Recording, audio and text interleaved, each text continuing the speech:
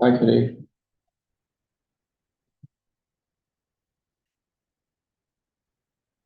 How are you? Um,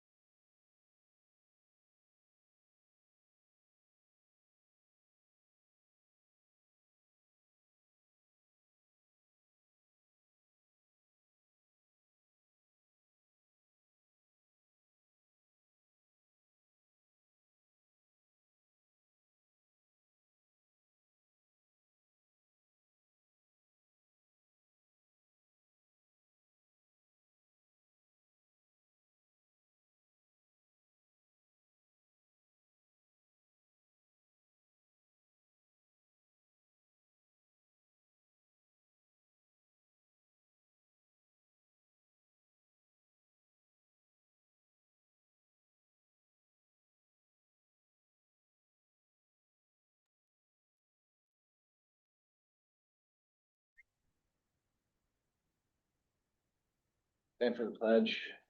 To begin the police commission meeting. I pledge allegiance to the flag of the United States of America and to the republic for which it stands, one nation, under God, indivisible, with liberty and justice for all.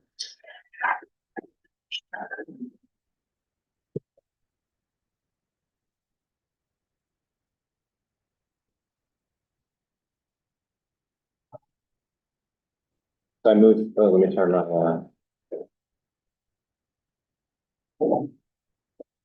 testing. Okay, I'm calling to order the June 4th, 2026 Town of New Paltz Police Commission meeting. I move that we approve the agenda. Second. All in favor? Aye. And approval of the police commission meeting minutes from May 7th, 2026. Second. All in favor? Aye. I don't have any announcements specific to police commission, so we can jump right into public input. Anyone from the public is interested in making a police commission related comment, you're more than welcome to work the microphone.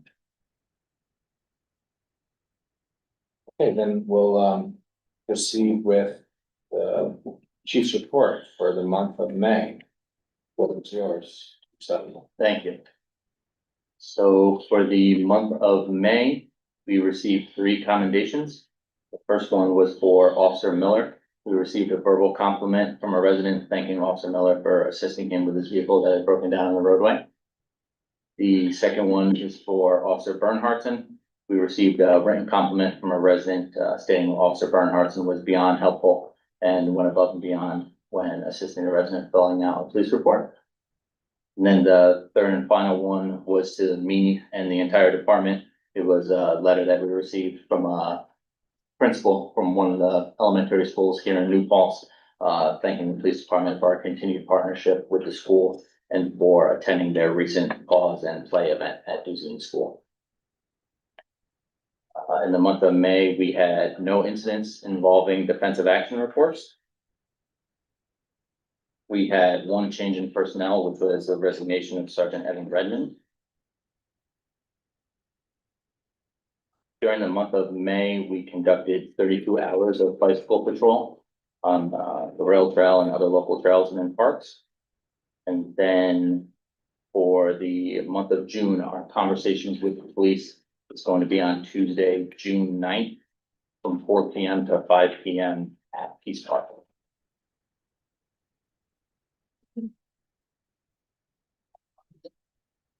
Do the officers, report any, conversations they have on the rail trail?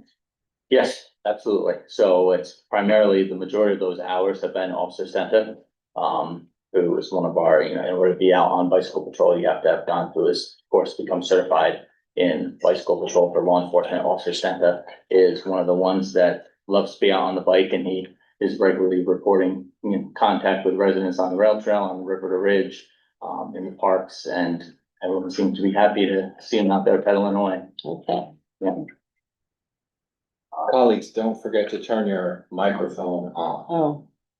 Do we leave them on or? Yeah, you leave them on. They're unidirectional. I learned that word from Tom Sullivan. It means you have to be close to the mic and pick up your audio. Okay, got it. They don't interfere with each other. But you definitely want to speak directly into them. And then that's all I have for the monthly report. Unless any of you have questions regarding any of it. And you post the, traffic stops in a separate spot on your website, right? The traffic stop data? Yeah, Yes, there's a tab on our website that for So- traffic stop data that's been being posted since, I want to say January of 21, I believe. Okay. Chief Lucchese started it. Did you mention your, Yeah, I would move it definitely close to line. And Kitty, closer. put it around your Okay, laptop, Yeah. so it can get closer. That's better. okay. Yeah. Thank you. the meet the police? Did you mention that just now? Conversations with the police. conversations? with Yes, police? yeah, Okay. we'll be posting on our social media. I've been posting it like 3 or 4 days beforehand, so it's somewhat fresh in Right. people's minds, but we post it on our, so yeah, I announce it here, and then we post it on the department's Facebook and Instagram.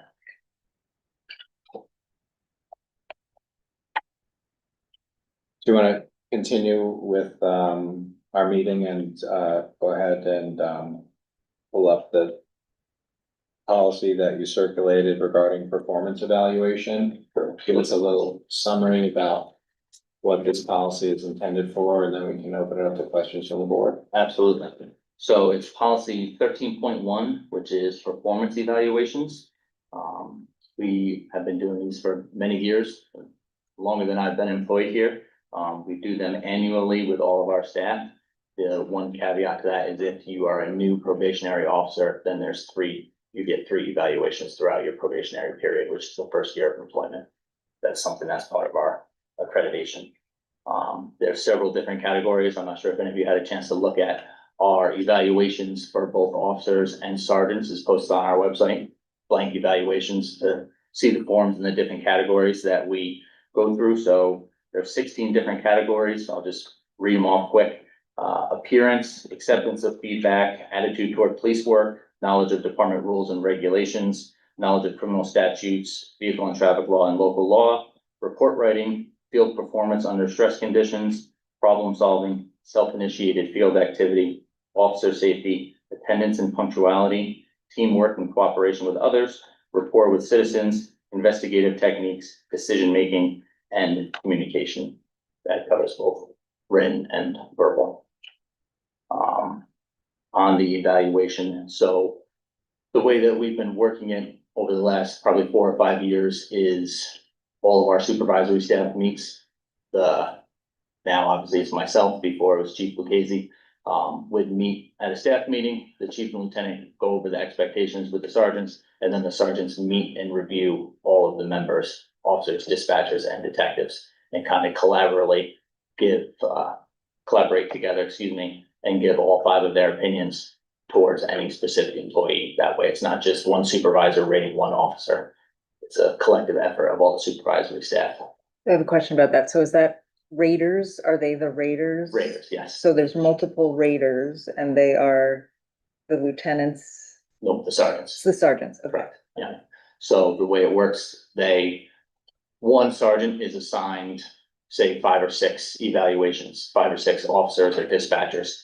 And they are responsible for actually typing up those evaluations, but they get input from all the other sergeants on the evaluation. And then once they compile all the information and they complete the evaluation, they forward those to the lieutenant. The lieutenant reviews all of them for all of the staff. And then if the lieutenant is satisfied with them, he submits them back to the sergeant and says, you're good to review them with the officers. And then the sergeants sit with the officers and dispatchers and actually review their evaluation one-on-one with them. With that, when they're reviewed, there's obviously it's, an open forum somewhat. The officers can ask questions and give their opinion. Ultimately, they sign it saying, not necessarily that they agree with their evaluation if there's something they disagree with, but they are signing to the fact that they've received it and that a sergeant has reviewed it with them. If there's something that they strongly disagree with, there's an appeal process, and then they sign it. There's a box that they can check that they're appealing it, and then they would forward that appeal to the lieutenant. And ultimately, the lieutenant would then review it again and potentially bring it to the chief's attention.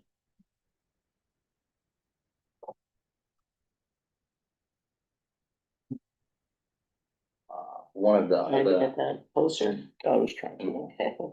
one of the additional areas that's not necessarily a category, the last page of the evaluation is just kind of an open narrative for the sergeants or the raters to be able to put in any specific comments or areas that doesn't fall into one of those 16 categories, whether they want to give credit for a specific case that an officer handled or a specific event that they participated in or something of that nature, or it can be if there's an area of concern or an area where they need improvement or training or something along those lines. It's kind of an open area for the sergeants to give ideas as to how they may be able to improve or commend them for things that they did throughout the year.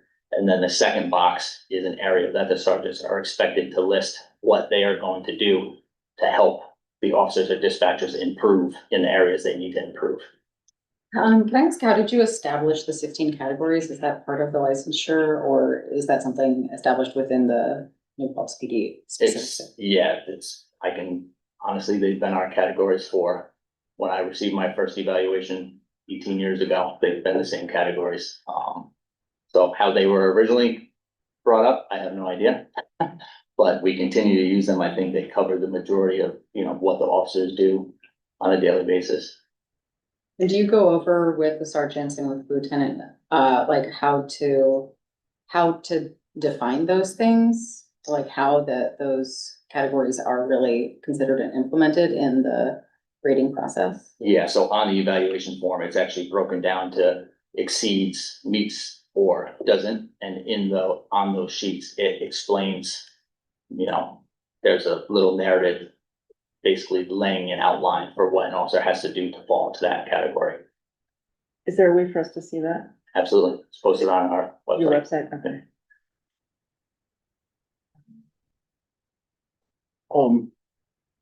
So I started doing EMS training lately, and one of the things that New Paltz Rescue does really well is after they have a call, they talk about it. They have a culture of that.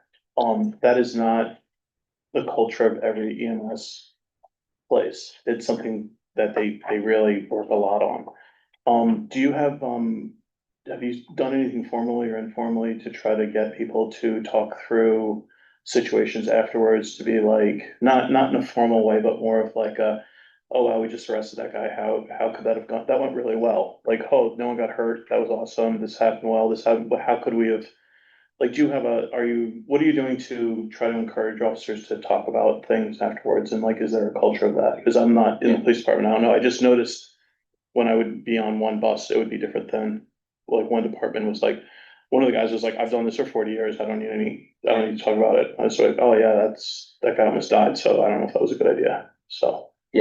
Yeah, we refer to it as debriefing, and we do that on a regular basis. It can be, if it's a more significant critical incident, sometimes we'll, even pay all the members involved to come in and meet with, we utilize the countywide, CISM team, critical incident stress management team, that comes in. It's like a real critical incident, but we do it all the time. And often it can be something as informal as two officers getting together and discussing, how a call went down. Sometimes if it's, something a little more serious, a supervisor will say, hey, meet me back at the station, and just have a conversation about maybe we could have done this a little better, or how do you think that went? Why don't you tell me something you could have done better? Or I think you really did great here. So that's definitely something we encourage both our officers to do with each other, and also for the supervisor staff to do with the officers.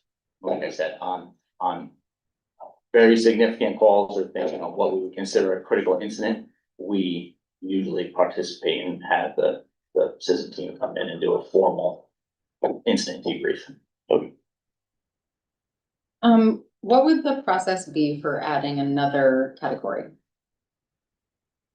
Just discussing it and deciding we want to do it. It's a few clicks of a button. Well, I just noticed that, per the topics that have been really top of mind for our community recently, I noticed that there's nothing that explicitly talks about racial or gender bias. There's some discussion of whether or not an officer is appropriately sensitive to emotional topics or delicate situations, but it seems to me that in terms of addressing some of the issues that have become an issue in the public eye lately, that having there be a discrete category for understanding and appropriately dealing with issues of racial and gender bias might be appropriate. I'm absolutely open to that. The one thing I would definitely want to talk out with the board or board as police commission is how we're going to practically rate things of that nature. If, outside of saying, oh, if we receive a complaint or a commendation, if a sergeant isn't specifically with an officer while they're dealing with a situation that would fall in that category, you know what I mean? Just the practical way of applying that question. That was why I asked about how you broke down the practical application of each category, because that's relevant. And Kate, do you think it might make sense even just using some of the language, like, the vetting of officers and almost like including that in a performance review? And it's not even necessarily a rating, but more of like, you know, a discussion about that topic using some of that language from the, you know, so it's almost more of a narrative response as opposed to, Like you know, a check just, in the box, yeah. to continue with the idea of like, it's an ongoing conversation. It has to be constantly reinforced that, you know, being mindful of implicit bias is important and part of the responsibility. Yeah, I think that sounds like a good approach, and the annual review seems like a good opportunity to just reinscribe those conversations. Does that have to be negotiated with the union, or is this something you just, or does it not? I don't necessarily think it has to be negotiated with the union. It's something I would obviously consult a town labor attorney about, and get their expertise on the matter, but I don't believe it's something that would have to be negotiated. You want to then, go ahead, Kate. Kate, would you be willing to draft a question that we could then talk about here with Matt? So we know where we're going with that, Sure. right? Okay, anything else on performance eval? I just, what was it? An employee can request their own evaluation. Does that actually happen? Do they do that? Not formally, that Okay. I'm aware of. I can't think of any time, where an officer has come in and asked for a formal evaluation. You know, a lot of times younger officers will come in and ask how they can get better, things they can do better, trainings that they can seek and things of that nature. I'm not aware of any time where an officer's actually come in and asked to be formally evaluated mid-year, so to speak. Mhm. Okay, I wondered if that was practiced too. Anything else this evening on our discussion about the performance evaluation policy? No. Okay, I'm gonna propose that, at our next meeting, we continue with a discussion about, section 17.1 performance record, performance recognition awards, and then section 21.1 review of firearms use. So we'll have a policy discussion about those two topics in July. And at our last meeting, we began a review of the reform and reinvention work that had been done previously, and you provided some notes to the board. We got through item number 7, so I'm gonna suggest that we, you know, continue and, you know, do this for, you know, the next several, you know, at least for probably like 15-30 minutes. And, you know, we'll see where we are. All right, great. We'll go ahead and start with, section 8. Sure. So recommendation number 8 is that states commendations are regularly shared with the police commission going forward. Complaints will be shared as a matter of course as well. This is something that's been the department's practice for several years. It started before I was chief with Chief Lucchese. We continue to do this. As you all know, you receive my reports.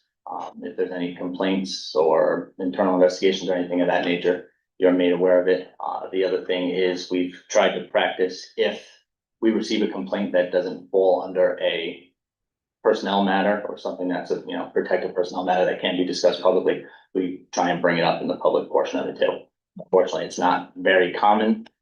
Thankfully, we don't receive too many complaints, but it's very rare to receive one that's doesn't fall under a personnel related matter. Any questions about number 8? Tim, what page of the report are you on? Just trying to find where we are. Oh, are you looking at the report or are you looking at the email that we received from the chief? Oh, I'm looking at the actual report, Because then we received his notes. and that's what we're reviewing now. Yeah. Okay.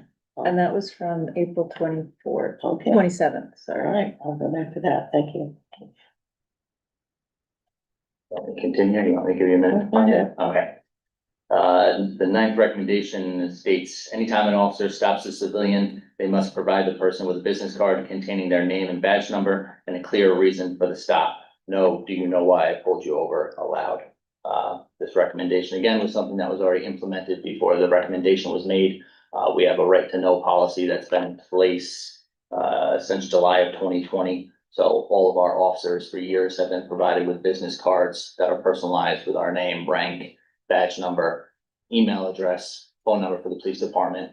Within the last, I think, 2 years or the last 3 years, on the back of our business cards, we have contact information for local resources.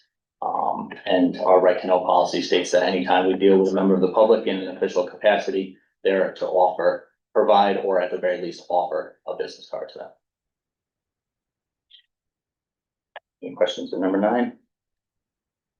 Okay, number 10 states recommendation a discipline matrix be created for NPPD within the next 6 months, which includes penalties for unauthorized use of force and failure to utilize body cameras. This is a recommendation that was, again, Chief Lucchese consulted with the town labor attorney, and since I was asked to review these, I consulted with the town labor attorney again. And based on their counsel, they stated, number one, that they are not in favor of them because, long story short, they basically said no two disciplines are the same. Every discipline has its own, facts and categories and things of that nature. So as a practice, they're not in favor of them. The other thing they brought up is that New York State HERB has already ruled on the matter that it requires, in order to do a discipline matrix, it requires collective bargaining with the union. Can you explain what a discipline matrix is? So it basically is, a matrix or a chart that says if an officer does this, this is his punishment. If an officer violates policy A, this is his punishment. If he violates policy A a second time, this is his punishment. If he violates policy B, this is his punishment. And that's why the labor attorneys are not in favor of it, because again, they state there's no two disciplines that are exactly alike. So to say everything is going to get handled in this category, they don't believe is practical. And also they said that the New York State Public Relations Board has already ruled that you can't implement it without negotiating with the union.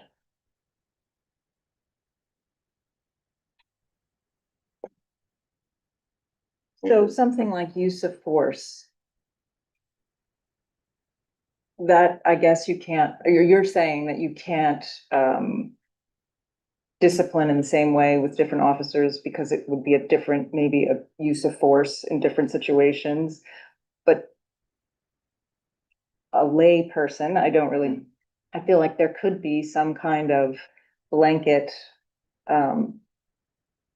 discipline for use of force. I'll give you a clear, an extreme example of that.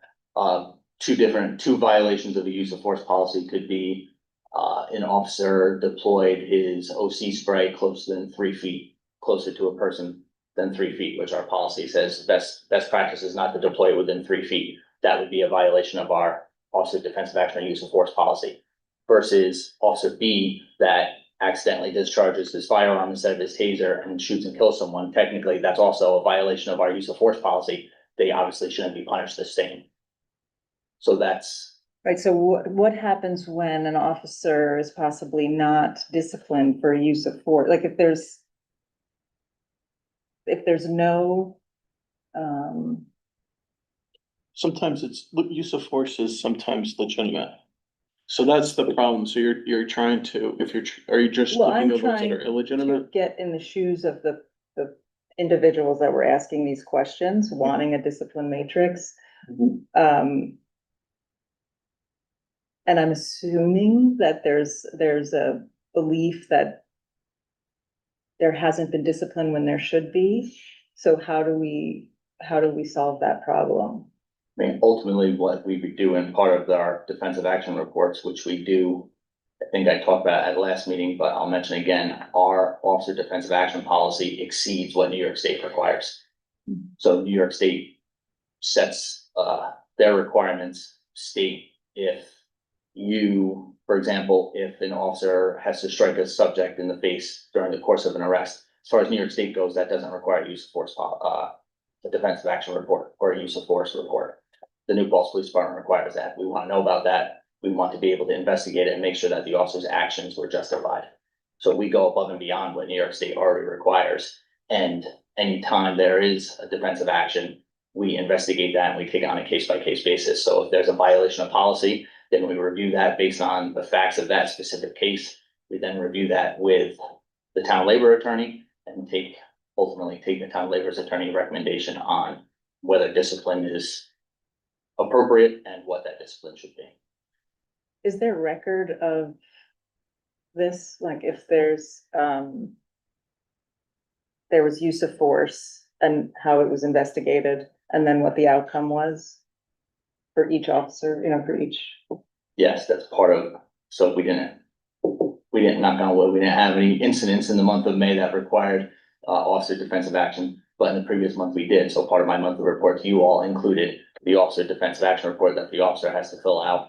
And then it included the lieutenant's investigation, his investigative report, and it details everything that the officer did in that moment and what the lieutenant did to investigate as far as reviewing, interviewing the members, reviewing video footage, body cam footage, dash cam footage, interviewing witnesses. So that's all. And when we have an incident that involves a defensive action or a use of force, it's included in my monthly report to you all. So there's a procedure Absolutely. that's followed and that's available to compare. Yes. Thank you. We had one last month, remember the fight in front of, Use your mic. oh. So I was just reminding her of the one that you told us about last month that happened in front of Yellow Cuddies, I believe. 38 Main Street. 38 Main Street, okay, so that, we went through that process a month ago. Right, I'm just making sure that that is a process that happens each and every time, that there's not something that's not recorded or evaluated or. Every time that there's a use of force, or as we refer to it, an officer defensive action, our policy requires that the officer notify the supervisor and that they complete that report. And then ultimately that process goes into, they have to submit it to the supervisor that's responsible for the case. The sergeant know their responsibilities as far as investigating on their level, and then they forward that to the lieutenant, who, as we know, is in charge of internal affairs. The lieutenant does his investigative report, which is what gets forwarded to you all. On how many use of forces? That sounded really horrible. How many use of force occurrences happen in a year approximately? Go to the month-to-month data that is in my monthly report, and I'll give you exactly.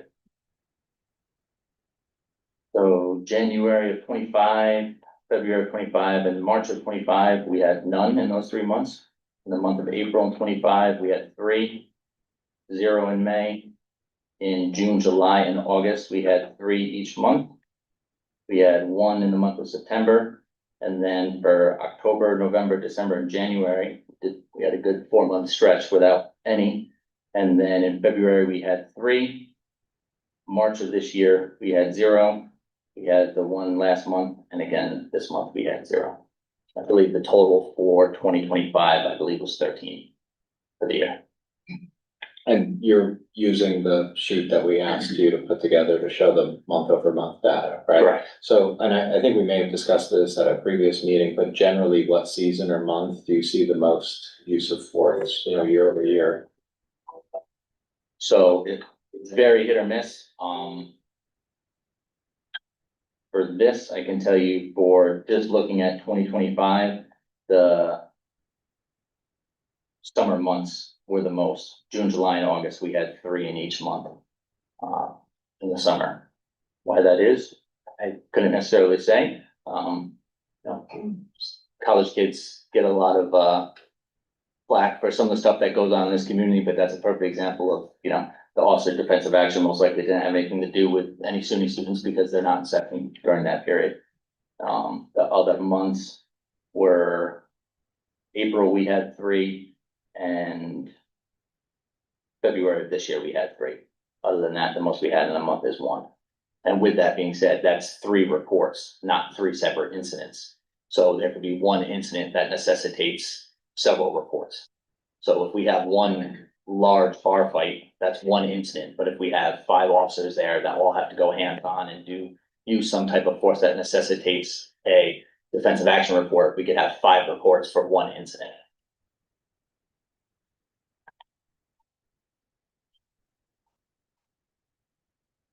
Any other questions on that one?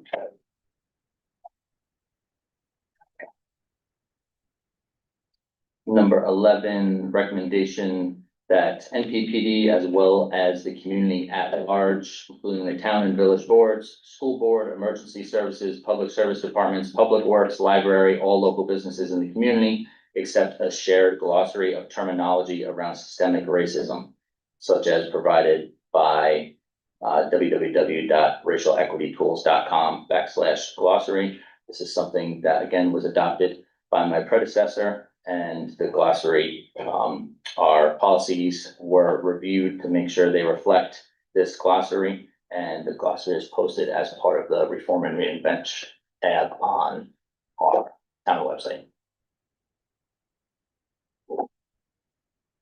The 12th recommendation says, based on discussions with the New Paltz Police Chief, of course, at the time was Rob Lucchese, concerning the police officers' training and use of car and body cameras, it is strongly recommended that all New Paltz police officers be retrained in the use of car and body cameras. The training be conducted on site with an in-person instructor. We also recommend that the New Paltz Police Department require that all police officers be mandated to have their body cameras on at all interactions for all incidents to which police officers are called to respond. Exceptions would include sexual assault cases and domestic abuse cases at the discretion of the officers. An abridged training review should be added annually for all officers, if appropriate. That would include an online training. So this is a recommendation that already aligned with our current practices and we continue to do so. Anytime we have a change in body cameras, we train all of our officers. Anytime we hire a new officer, they're trained during their field training. They're given the policies regarding activation of the body cameras and dash cameras, and they're trained on how to use them. And also they're set up to automatically activate with certain things. And the officers are obviously trained to know when they're automatically being activated, such as if the officer activates their emergency lights in their patrol vehicle, it activates their dash camera, which also activates their body worn camera as well. Our body worn cameras are also set up so that if all of the board are wearing body cameras and I'm wearing my body camera and I activate mine because you're in such close proximity to me, that triggers all your body cameras. So all at the same incident and one officer activates their body cameras and the other officers didn't have an opportunity to yet, me activating my camera would automatically trigger all of your body cameras to activate. I think.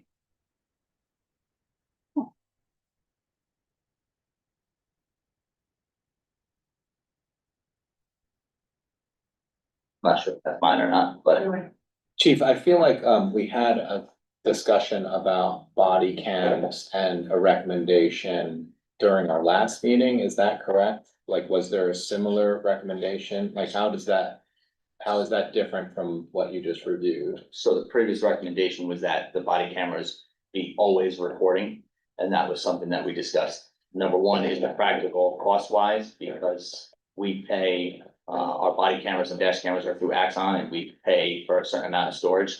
To have them record 24/7 would be astronomical amount of data, that would, we'd probably have to quadruple our budget just for storage of video.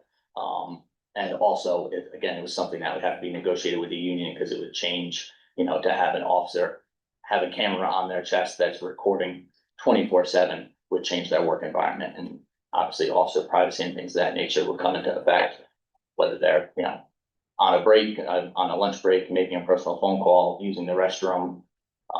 There's a series of reasons why they couldn't be running 24/7. Can you remind me, there is some sort of, I keep using the word discipline. I don't know if there's another word. Tell me if there is, but if they're not turning them on when they should be turning them on, like, that's, that would be my concern. Yeah, so that, sorry.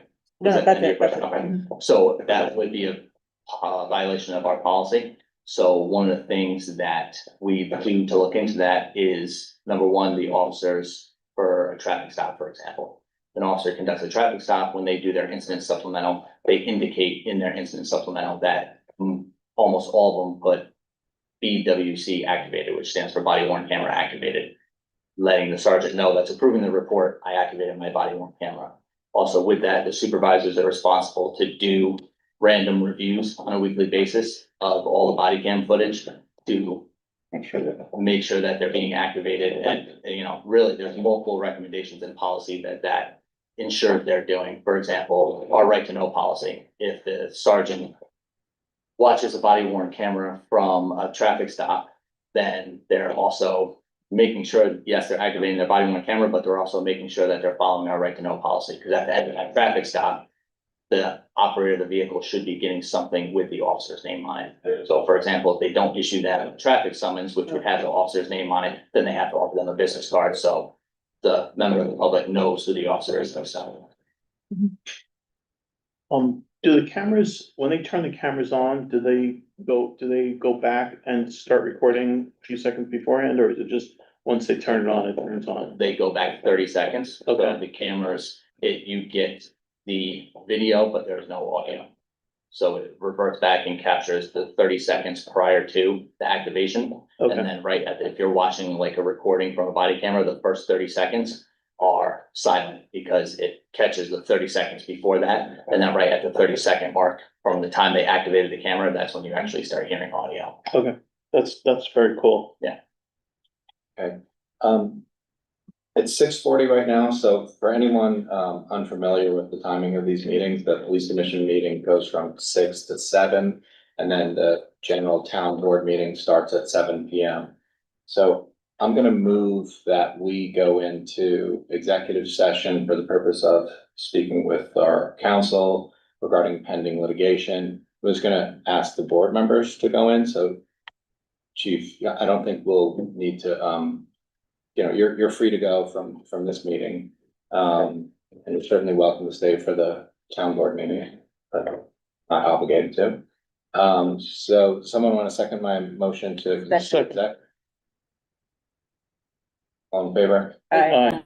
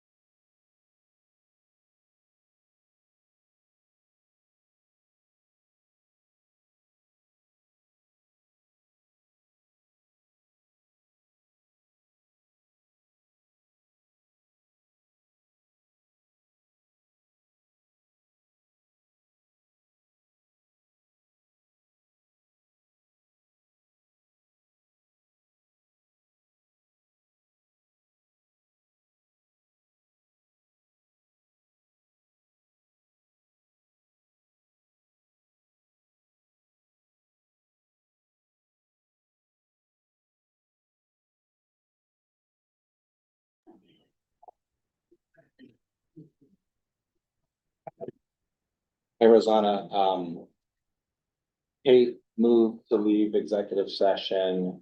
I seconded it. And I'm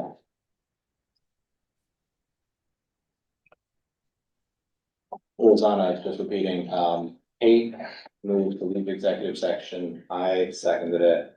And we're coming out, to adjourn the police commission meeting and start the town board meeting. Okay, got it.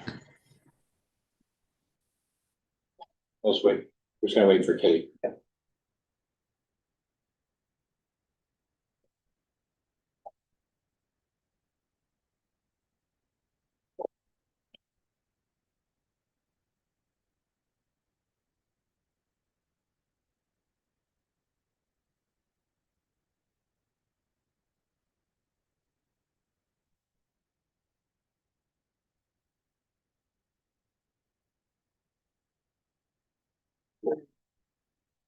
Figure out who's, What's the crap?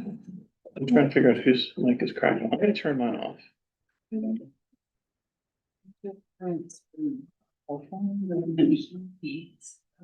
Well, it's not, it could be, you'll turn off Tim's. Turn off Tim's.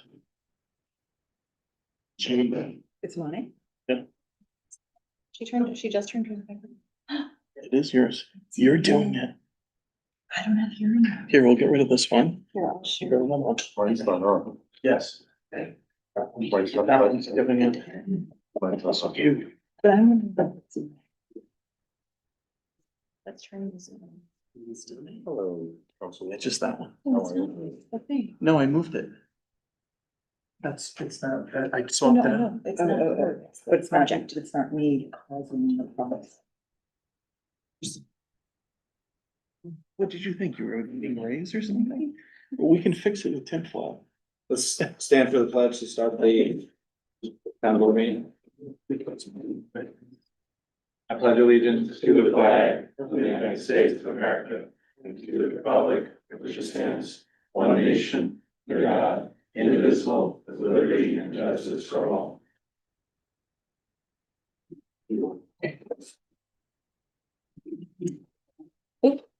Yes, but. The town of New Paltz humbly acknowledges that we live in the traditional lands of the Muncie, Osakas, and Lenape people.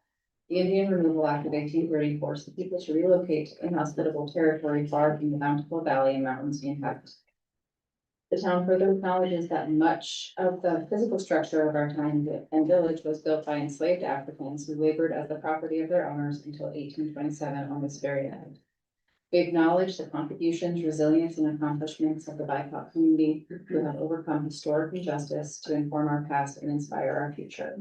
Please visit the resource library on our website to learn more. We encourage residents and visitors to learn more about the contributions and sacrifices made by the indigenous people and enslaved Africans by visiting the sites on our website.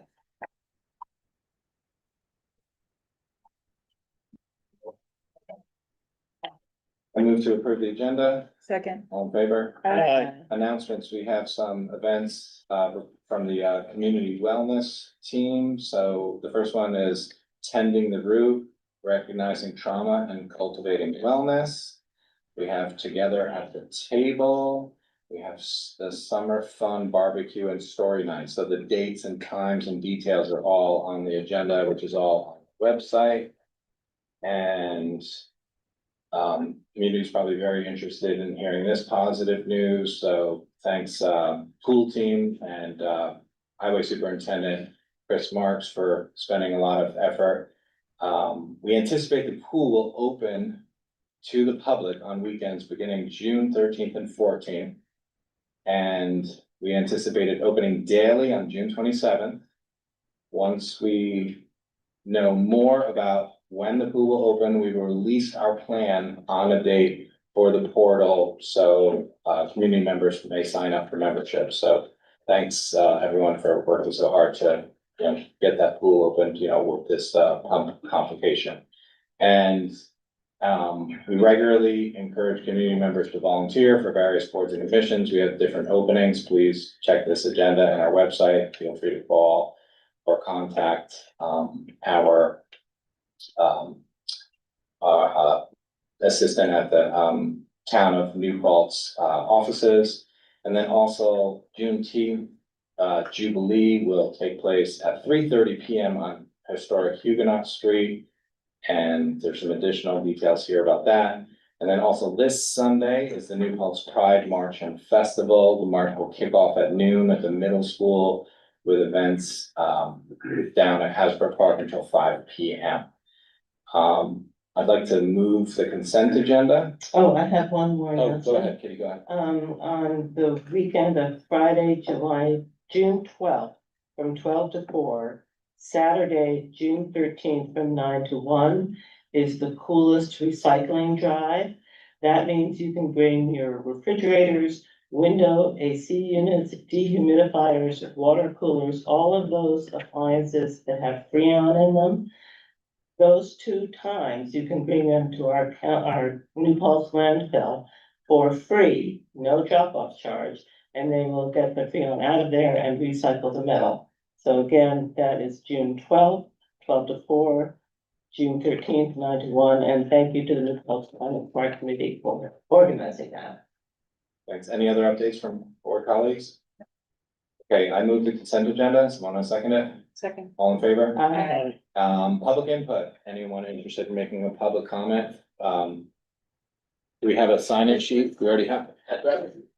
Got it.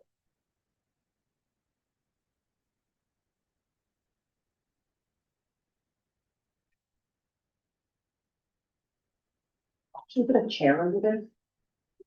Or- You want a chair over there? Might not be bad. Just take this one. David Mays? Give me one chair. Just take this one. Okay. I can move this. This is an optional chair. You can sit or stand. Okay.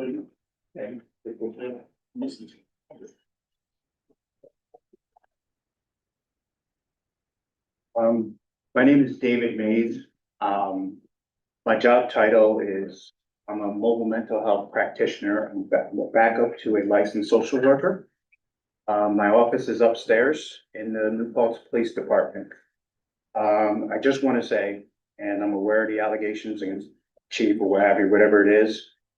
My opinion, not true. I work with these guys every day. Okay, on outreaches that can get very difficult and very tricky. Right? I prioritize safety from the chief to all the officers, the captains, whoever it is. They make sure I'm safe.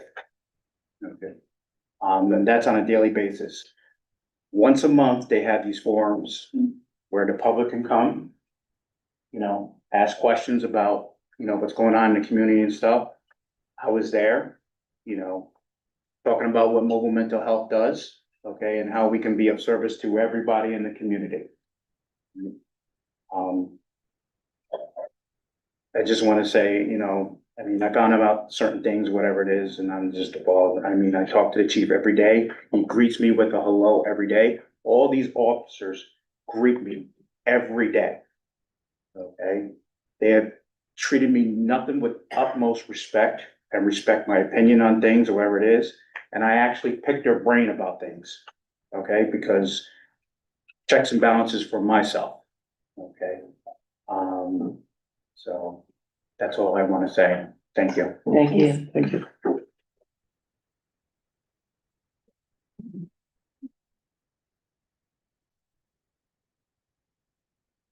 David Jacobkin? Thank you, David. I'll take over as David also. Good evening, town board, and you're always gonna be Mr. Mayor to me, but Mr. Supervisor. Thank you for having this open meeting, and I am here to talk in general and thank the board. I am here to support the board. I am here to say, do just what you're doing, representing us in the town of New Paltz and doing the right thing all the time, as I know you have, and I know you will. And I support you for that. I am here, yes, in full transparency as a semi-retired law enforcement officer. I worked for the town of New Paltz, so everybody understands that police department, for 21 years, and then for New York State University Police for another 8 years. I also had the privilege of running the rescue squad here in New Paltz as a member for over 30 years and chief operating officer as a paramedic there for many, many years. So I'm very invested in this town. I love this town. I'm one of those people that came here, that went to college and never left. And I have no regrets whatsoever. I understand you have a hard task ahead of you, and I thank you for doing that in investigating some allegations that have come forward in regards to the chief of police. And I'm here to say, I support you in doing that. I appreciate your transparency, and I appreciate you listening and doing everything that needs to get to the truth.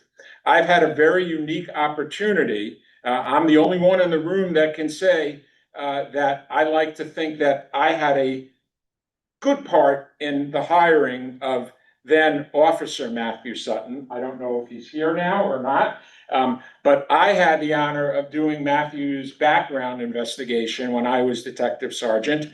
And from that day forward until today, I'm here to tell you that this is a man of high caliber.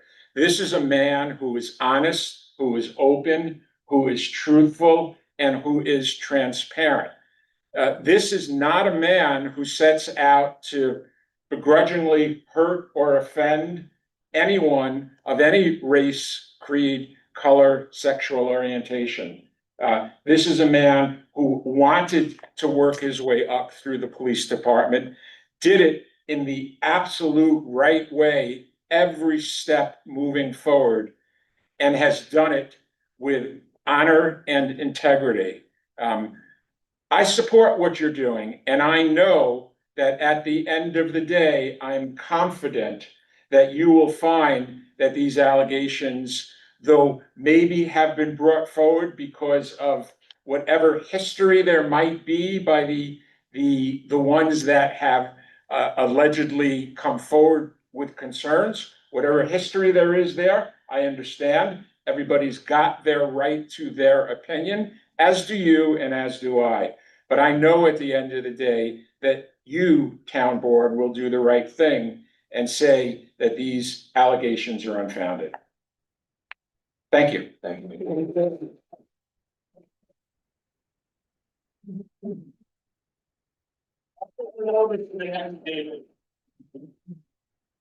Next up is Anthony Cavino. Mr. Dugan, you may have gone over 3 minutes, so just so everyone knows, I was not keeping time, but I'm gonna keep time from here on, so everything's gonna be 3 minutes max. Good evening. So we'll stay here as long as anyone needs. I'm here on behalf of this police department. The real reason why is it hurts me personally to hear about these accusations, because some of these young men that are sitting in this room right now, I've known them since they were little children. I've had the opportunity to coach them. I've known their families, not just mom and dad. We're talking grandparents, sisters, brothers, aunts, uncles. And it hurts me to hear these accusations that are going on. And that's what they are. They're accusations. Because when you go after any of them, you're also going after their family members. And that's hurtful. Especially watching these guys, how they grew up, their character, and how they are around their families. Some of them now have kids. And it upset me to the core. And that's what it is. It's accusations, you know, and I hope you do come to the truth and find out that that's all they were, was accusations. And I believe in my heart that none of these young men here are capable, or women. Some of them I don't know all personally, but I see them in passing. And every time I see them out in the streets when I'm in New Paltz, will come up and shake my hand and say hello, whether it's Coach or Mr. Cavino. And that says a lot for that department, because you don't get that a lot. So in ending, what I'm saying this is, it's easy for somebody to come up and say A, B, and C happened. But the most important part is it's fact. Is it fact? Okay, and I'm hoping it does come to an end So again, it's not wasting so many people time, because time is limited. We all here for a very short time. And I truly believe that rotten fruit will fall by itself. But this department and some of these young men and some of these young ladies don't deserve what they're going through right now. And I see them constantly, sometimes on a daily basis. And especially when I had a chance to coach them and I got to meet their families and watch them grow up. There's one individual here that left the department because he loves this town so much, he came back. Because he loves what he does. And that's a testament right there. And there's always gonna be issues and there's always gonna be problems. That's just life. But when you're making accusations, to me, you better damn well dot your i's and cross your t's. Because when you go after somebody personally, that's defamation of character. And you're not only going after that person, you're going after their family members, people who raised them. And that means a lot to me. I'm a lot old school. If you go after my family, you're going after everybody. And I'm truly saying this from my heart that I know a lot of these young men here. And it really, like I said, upset me to hear what's going on, but this is the way of the world. That's just the way it is. And I'm hoping for them and their sake and your sake that you're not gonna waste a lot of time and taxpayers' dollars. I'm hoping you get right to the root of the problem and see that that's exactly what it was just accusations. Because I will stand behind each and every one of them 24/7, any day of the week, because I know who they are and I know their character. Thank you. You too.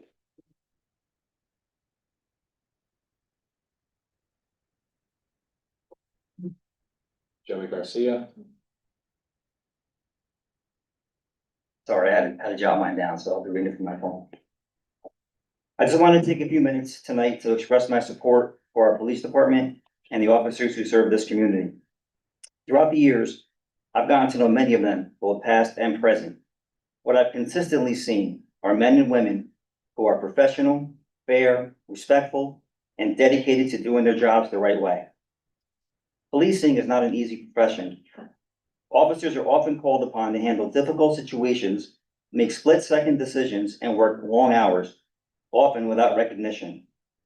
Yet our officers continue to show up every day, committed to serving and protecting our community. What makes our department special is that many of these officers are part of the community itself. They aren't just police officers, they're neighbors, parents, coaches, volunteers, and people who genuinely care about the town they serve. As someone who has lived here for decades, I appreciate the sense of safety and professionalism they help provide. I believe they deserve our support, our respect, and our gratitude. To the members of the police department, thank you for your service, your sacrifice, and your commitment to this community. Thank you for allowing me to speak tonight.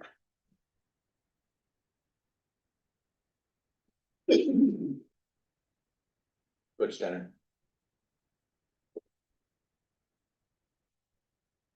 Good evening. Been a long time since I've been at a town board meeting. Leadership. Leadership is all about the kind of people like you folks who stand and serve your community. But there's a lot to it that kind of washes under the bridge. These charges against the police department are extremely offensive. I know Matt Sutton, I know a lot of the cops. I saw Bobby Knoth grow up, even though he was lynched publicly. He was a great cop for many years, our canine officer. Chief Lucchese, I used to umpire in Little League. I know many of these cops. And the claims of racism are horrible. But let's go to where the claims come from. Edgar Rodriguez is the person behind most of these claims.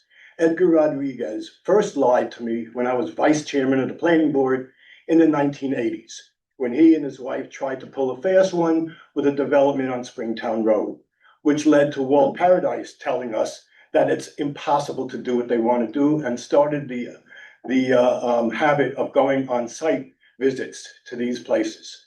A couple of years later, they sent in Maggie Beebe to try and do very similar stuff and lie to the planning board. We were very offended. Of course, we struck it down. We all know the mishigas that happened between the school board and Edgar. And this is a person, and I wrote down the Google definition of shun. who needs to be persistently and deliberately avoided, ignored, rejected. Social rejection, ostracism. This is a person who has spoken against a large part of this community, including the police. Now, in all fairness, I've been called a holster sniffer because I do defend the police. I wear that as a badge of honor. But I have seen this couple time and time again attempt to divide this community with hate. Now, as a proud Jew, I stand every Saturday in support of Israel against the Gaza and the Hamas supporters.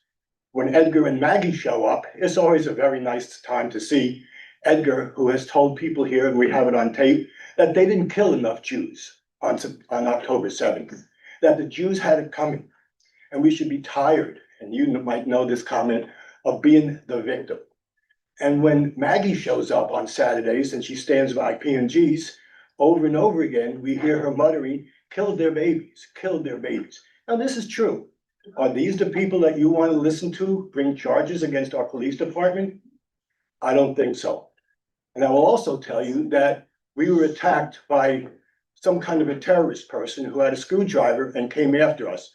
Now, when the police came, the screwdriver went in the pocket and those charges weren't brought because the police officer didn't see the screwdriver. We had 3 eyewitnesses. Is my time up?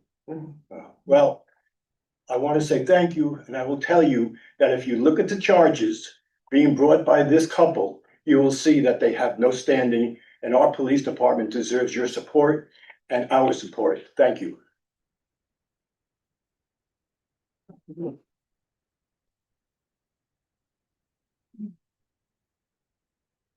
Jennifer Pottinger?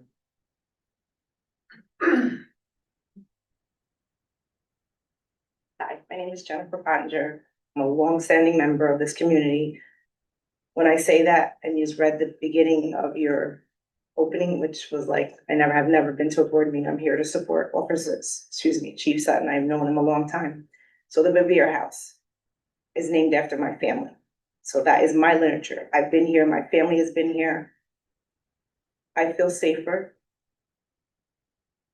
knowing he's the chief. I grew up in this family and in this community, and that's what it is, a family. These allegations are heart-wrenching to me, heart-wrenching.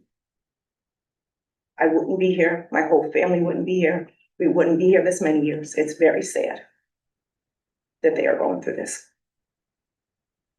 Thank you. Thank you.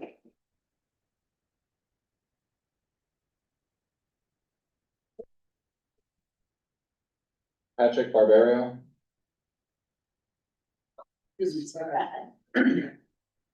Hi, everyone. My name is Patrick Barberio. I am here in support of Chief Sutton. Just to talk to his character, I've known Chief Sutton for 29 years now, since he was a little kid. And all you officers, you rock, man. I love you all. You come to visit us all the time. You're so good with our kids. You're so respectful. You play with them. You're awesome. And I just appreciate all of you. And I love our police department. And I think they have a great leader. And I think he was trained by great leaders. And I think these allegations are absolutely absurd. And I'm sure that you're going to find that out as well. There's no person in this room with a greater, higher moral fiber and character than Matt Sutton. I'm sorry. And that's, I think we can all attest to that. Maybe not all of us, but anyways, so I think this is just a sham.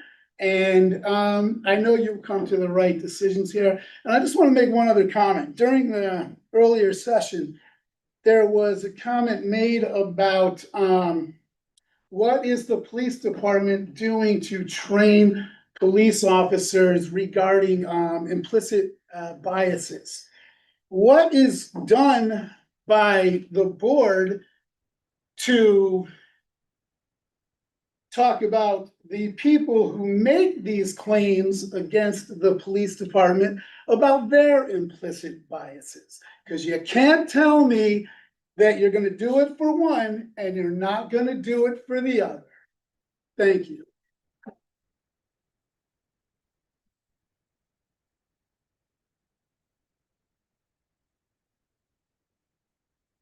Joy Van Black? I am another longtime New You Paltz. can probably move the chair just so you Move get towards- closer, yeah. I'm another longtime New Paltz person. I will tell you that I've known Chief Sutton. He was my original frequent flyer at Devine. I have known him a very long time, known a lot of different people here.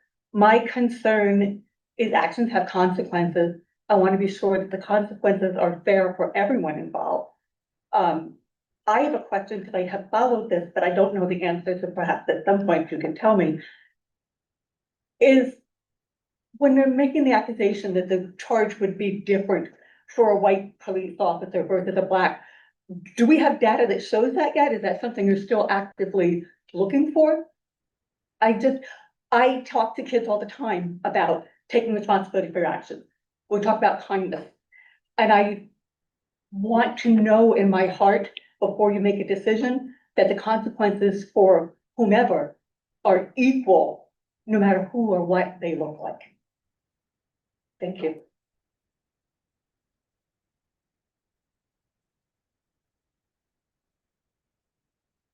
Teresa Thompson. Mine is exactly 3 minutes. My husband timed it last minute, so just so you know. Good evening. My name is Teresa Thompson. I'm a 40-year resident of the New Paltz community. During that time, I've served on nearly every volunteer board in this area, including being a 2-term elected member of the New Paltz Central School District Board of Education, 2017 to 2023.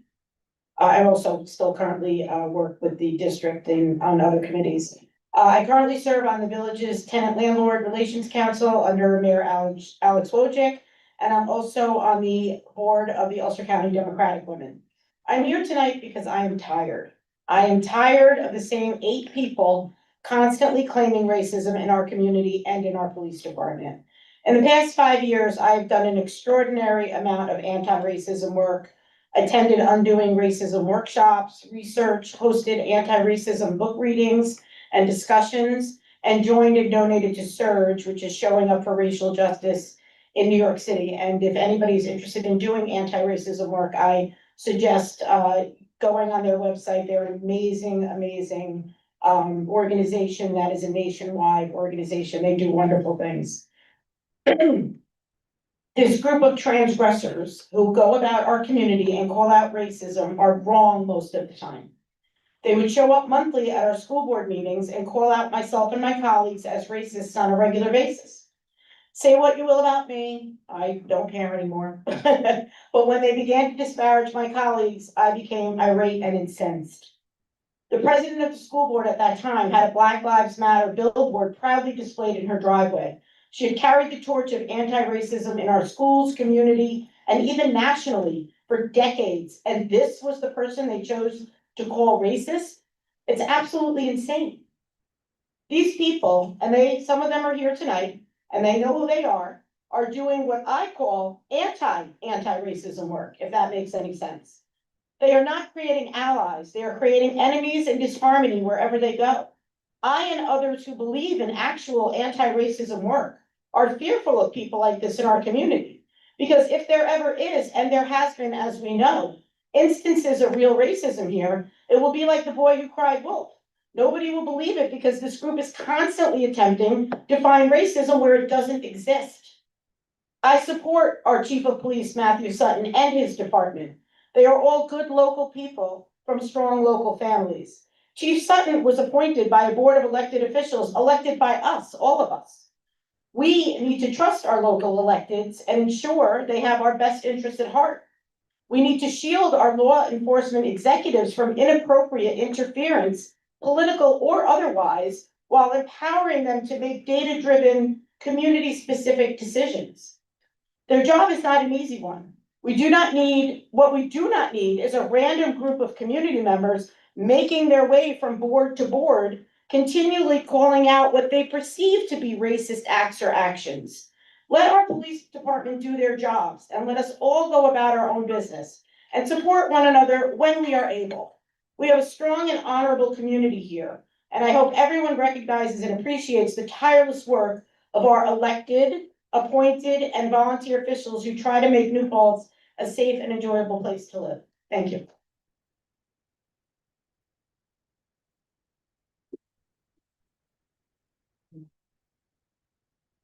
Tyler, please.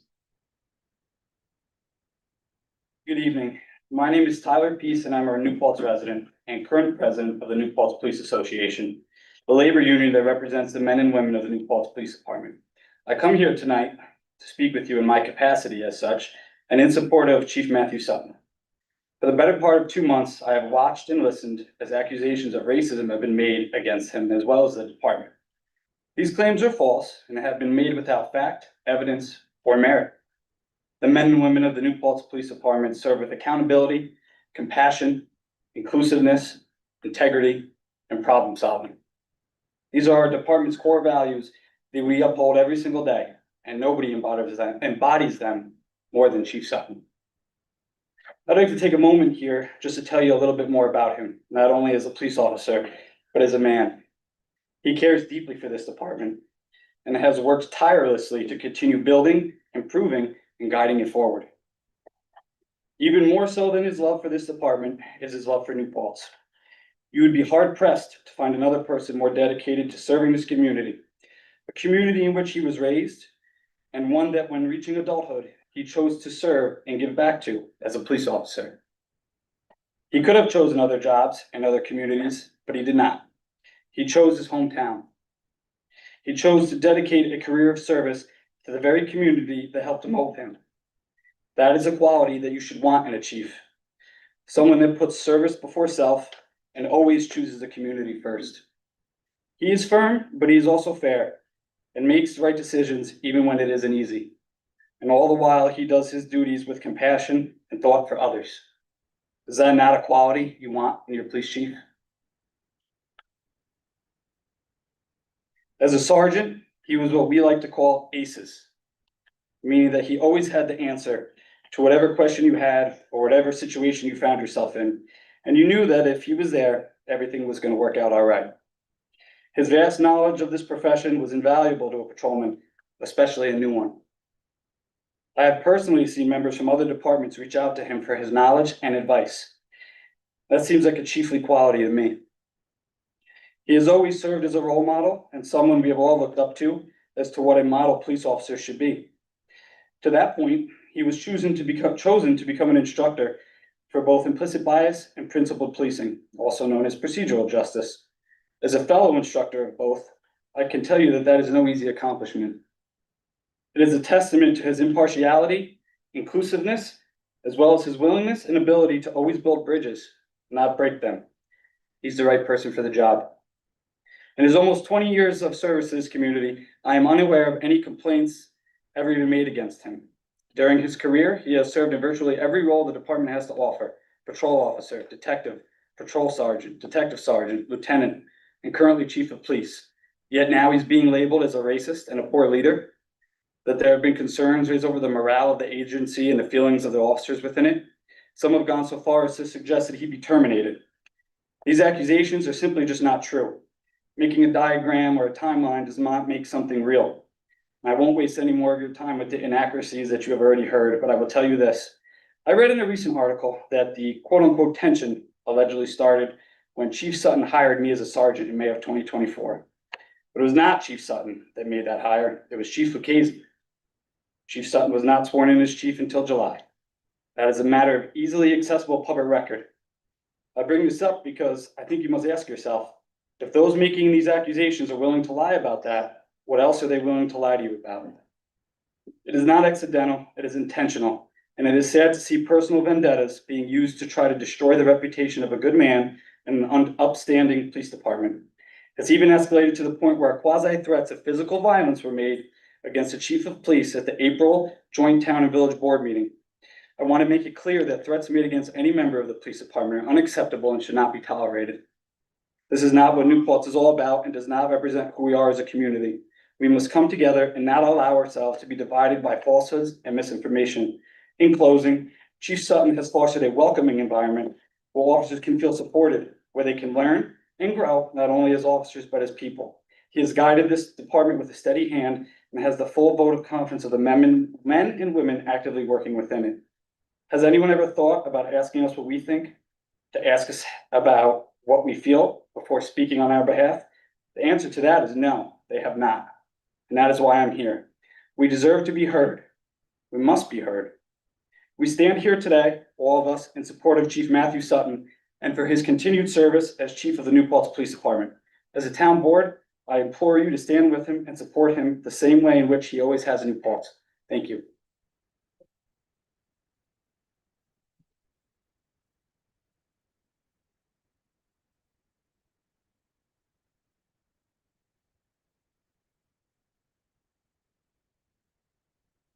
Okay, we've heard from everyone who signed up. If there's anyone else in attendance who would like to make a public comment. We'll go with Dave and then Maggie. Good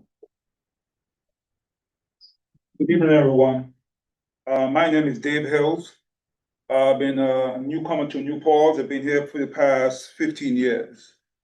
Not a couple months ago, I had spoke about my experience in just living to be 64 years old. My first experience was, I was in the Marine Corps in Beirut, Lebanon. We were in a hostile environment. We went out on a patrol. We came back, and there were 4 Black Marines in my unit. We came back from the patrol. All the Black Marines, cops were on one side, and all the white officers, Marines, were on the other side. And it dawned on me at that moment. And hearing, like I said to retract, I always said at the last meeting, I said I have 3 brothers in this world: my natural brother, law enforcement, and the military. Came back from the patrol, I went up to the individual and said, do you realize that if you don't make it home, I am not going to make it home? And I said to myself, how can a person in a hostile environment be so oblivious that he could make such a judgment call? So I'm here to support justice. That's all. That's all I'm here to support, because this is personal to me.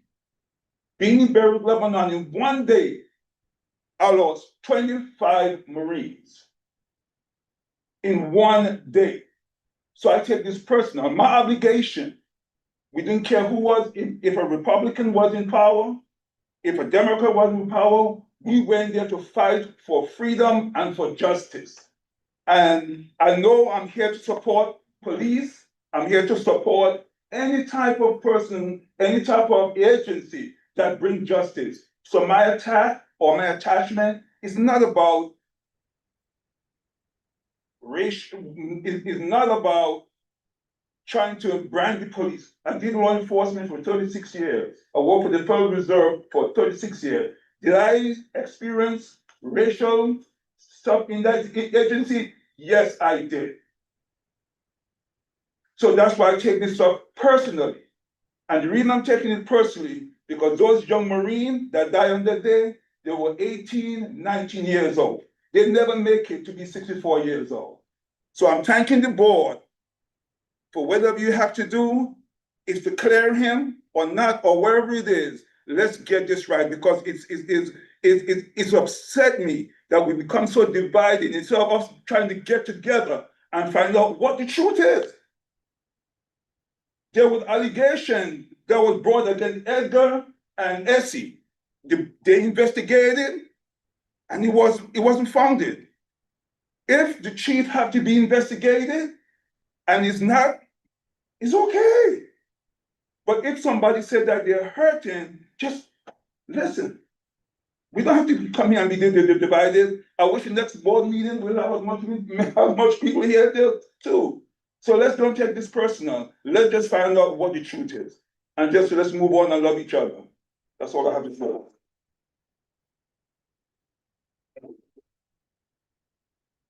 Maggie? Hi there, I am, gosh, I guess I was raised in, Modena, went to Walker schools, but I was dancing on P&G's table since I was 16. So I've been here a long time. And it doesn't matter how long you've been here. What matters is that you feel that you're connected to, and I am connected to this community. And I want to say that it does, make me feel rather concerned that people would say that because I stand on a corner supporting a people, a Palestinian people who have been subjected for years and years and years and years to violence, to really a system of apartheid, that somehow there are people in this audience to think that that would be terrible to do. I took a course in 1973 on the politics of Israel. I've been understanding this for the longest time, but it really connected to me because I'm a victim, in a sense. My parents, my family have been victims of settler colonization. So to me, it is not just some ideological idea that somehow we have to stop this imperialistic, colonialistic apartheid system that is happening in Israel and in the Middle East.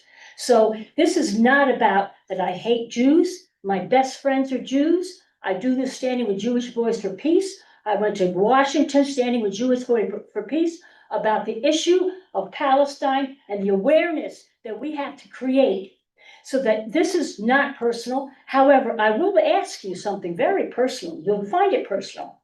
I would ask you, each of you, to consider you need to set up a resolution to declare that what is happening in Palestine is genocide, what is happening and now in West Bank, and now it's happening in Lebanon.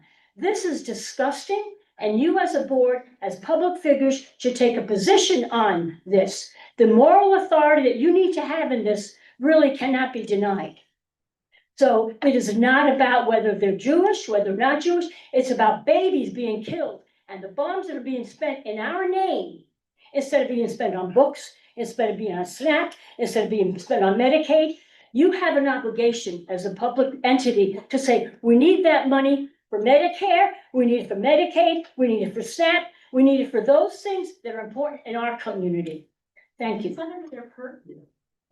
Excuse me, All right. I'm not listening to you. All right. Well, oh, God. All right, all right. I didn't say anything when you spoke. Okay. Ladies Thank and you, gentlemen, everybody. please. Thank you. Any First Amendment, anyone can say whatever they want during public comment. Not to the person who's speaking. The devil. Please address the board. I am Edgar Rodriguez, a resident for 51 years in New Paltz.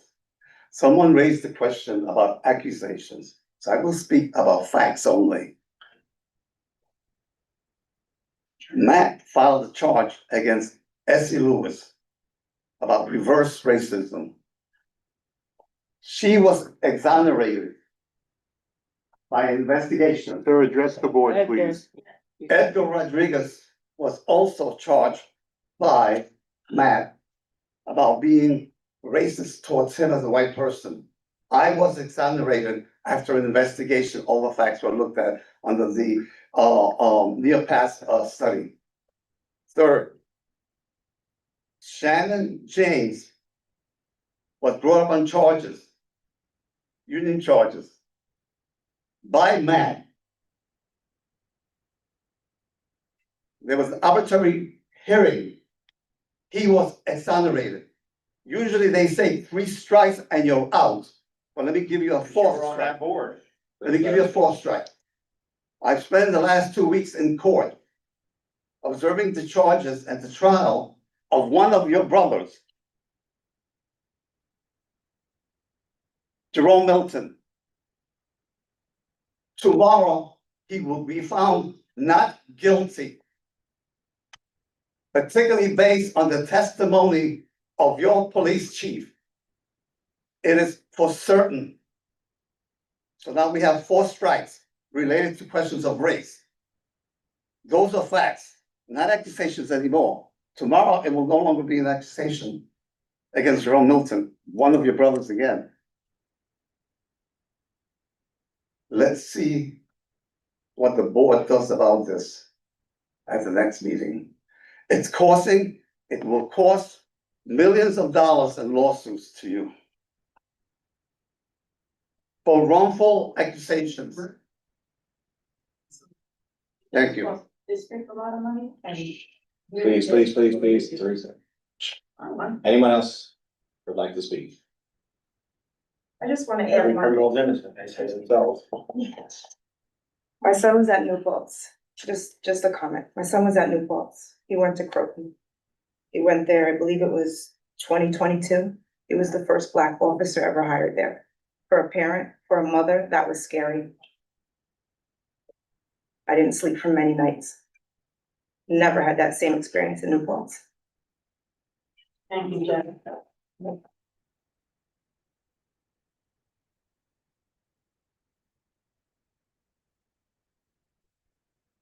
Anyone else interested in making a public comment on any topic? I, again, too, I'm a little frustrated, excuse me, because. Comment after him. Frustrated, because. No, I believe it's charged. All right, so we're gonna get this, because this is your second public comment, is limited to 30 seconds. Go. Alright. If someone commits a crime, all right, if you were doing something, if you were, whatever it is that you were accused of harassing somebody while you're on your duty, on your work, right?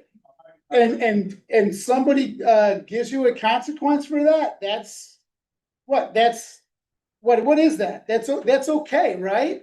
Supposed to happen. All right, you guys aren't above the law, are you? You're not above the law. All right, so how are we above the law? If you're committing a crime while you're on duty, you commit a crime, you get a consequence for it. 30 seconds. Plain and simple, my 30 seconds. Maggie, I'll give you a 30-second. Yeah. Thank you.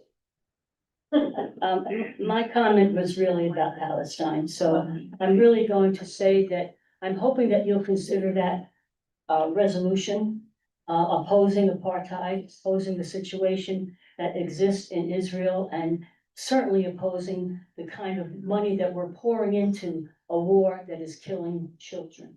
Thank you. Anyone else who hasn't? I have 30 seconds. It bothers me, the divisiveness of all of this. I mean, I've been here for so long. It's all that, Maggie and Edward just, instead of embracing anti-racism work, they're just being divisive constantly in this community. And just being on the school board, I just have such horrible distaste for what I see going on here tonight. And don't feel like you have to make a resolution about apartheid. That's not your purview. You need to look out for us as New Paltzians, as Ulster County people. You can't be, you can't have your hands in everything. Do your job. You're doing it well, and I appreciate it. That's all I have to say.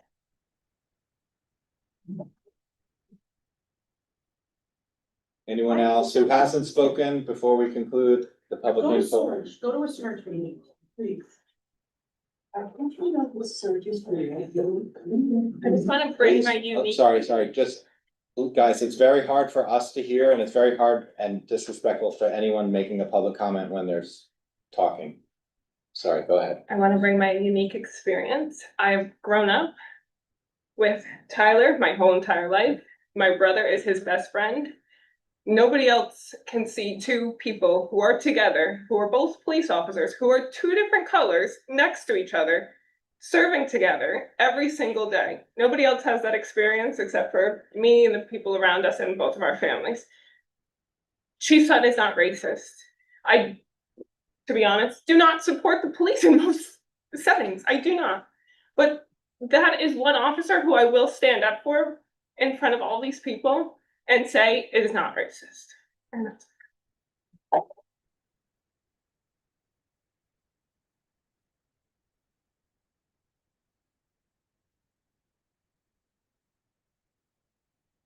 Anyone else? Okay, you're welcome to stick around and listen to the rest of our meeting, or if anyone wants to shuffle out, free to take off now. Yeah. We won't be, you won't hurt our feelings if you don't want to stick for our meeting.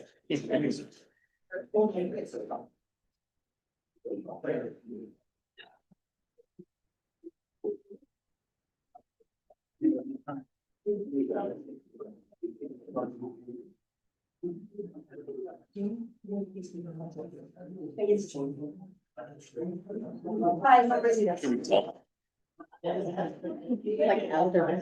got it, you got to play it.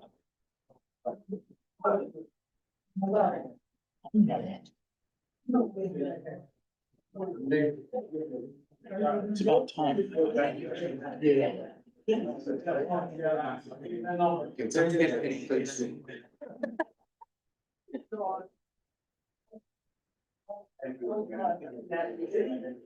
I have.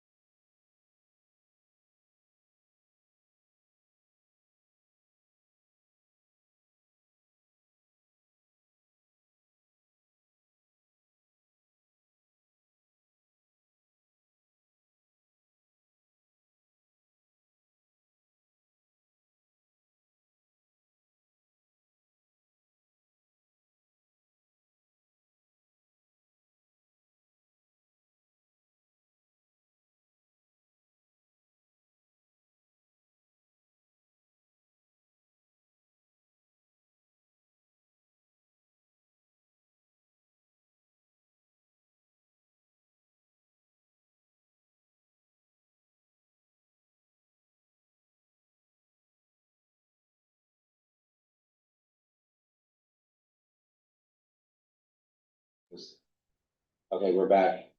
Our attorney is going to make a clarification regarding item number 4 on the consent agenda. Yeah, three, just real quick. The board on the consent agenda accepted the offer of dedication drainage easements for the Horsenden Road 6-lot subdivision. In the packet, there was just one of the drainage easements. I just wanted to make it clear to the board that this is the form of the easement that's gonna be used for 3 separate parcels. There's gonna be 2 separate easements. They're all gonna be in this form, just different section, block, lot. And also the town engineer recommended the amount of the required bond that was approved by the planning board. And the developer will be posting a bond in that amount. And the actual bond itself will be, is approved subject to my review and the review of the planning board attorney. So it's acceptable in form and content to the town. That's it. Thank you. Thanks. Let's continue with the business agenda. The first item is consolidation update. Lauren? The town and village of New Paltz proposed JCA was endorsed this week, approved by the town and village of New Paltz. It is now placed before the residents for consideration. You can find this draft and supporting documents in the town and village websites, as well as newpaltzconsolidation.com. Please come to our planned public hearings, July 7th at the middle school, 6 p.m., July 15th and 29th at Village Hall, 7 p.m. Thanks, Lauren. Let's call up to the table, Andy Willingham. You're gonna chat with us about the cluster developments. Feel free to bring a chair if you'd like. And a microphone. You can take that microphone too. Sit up here. Yeah. Yeah.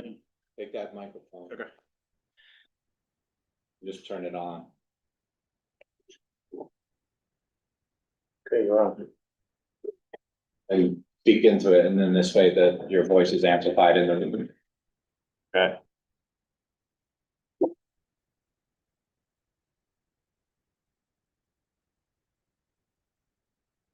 Let me start. Yes, please. Okay.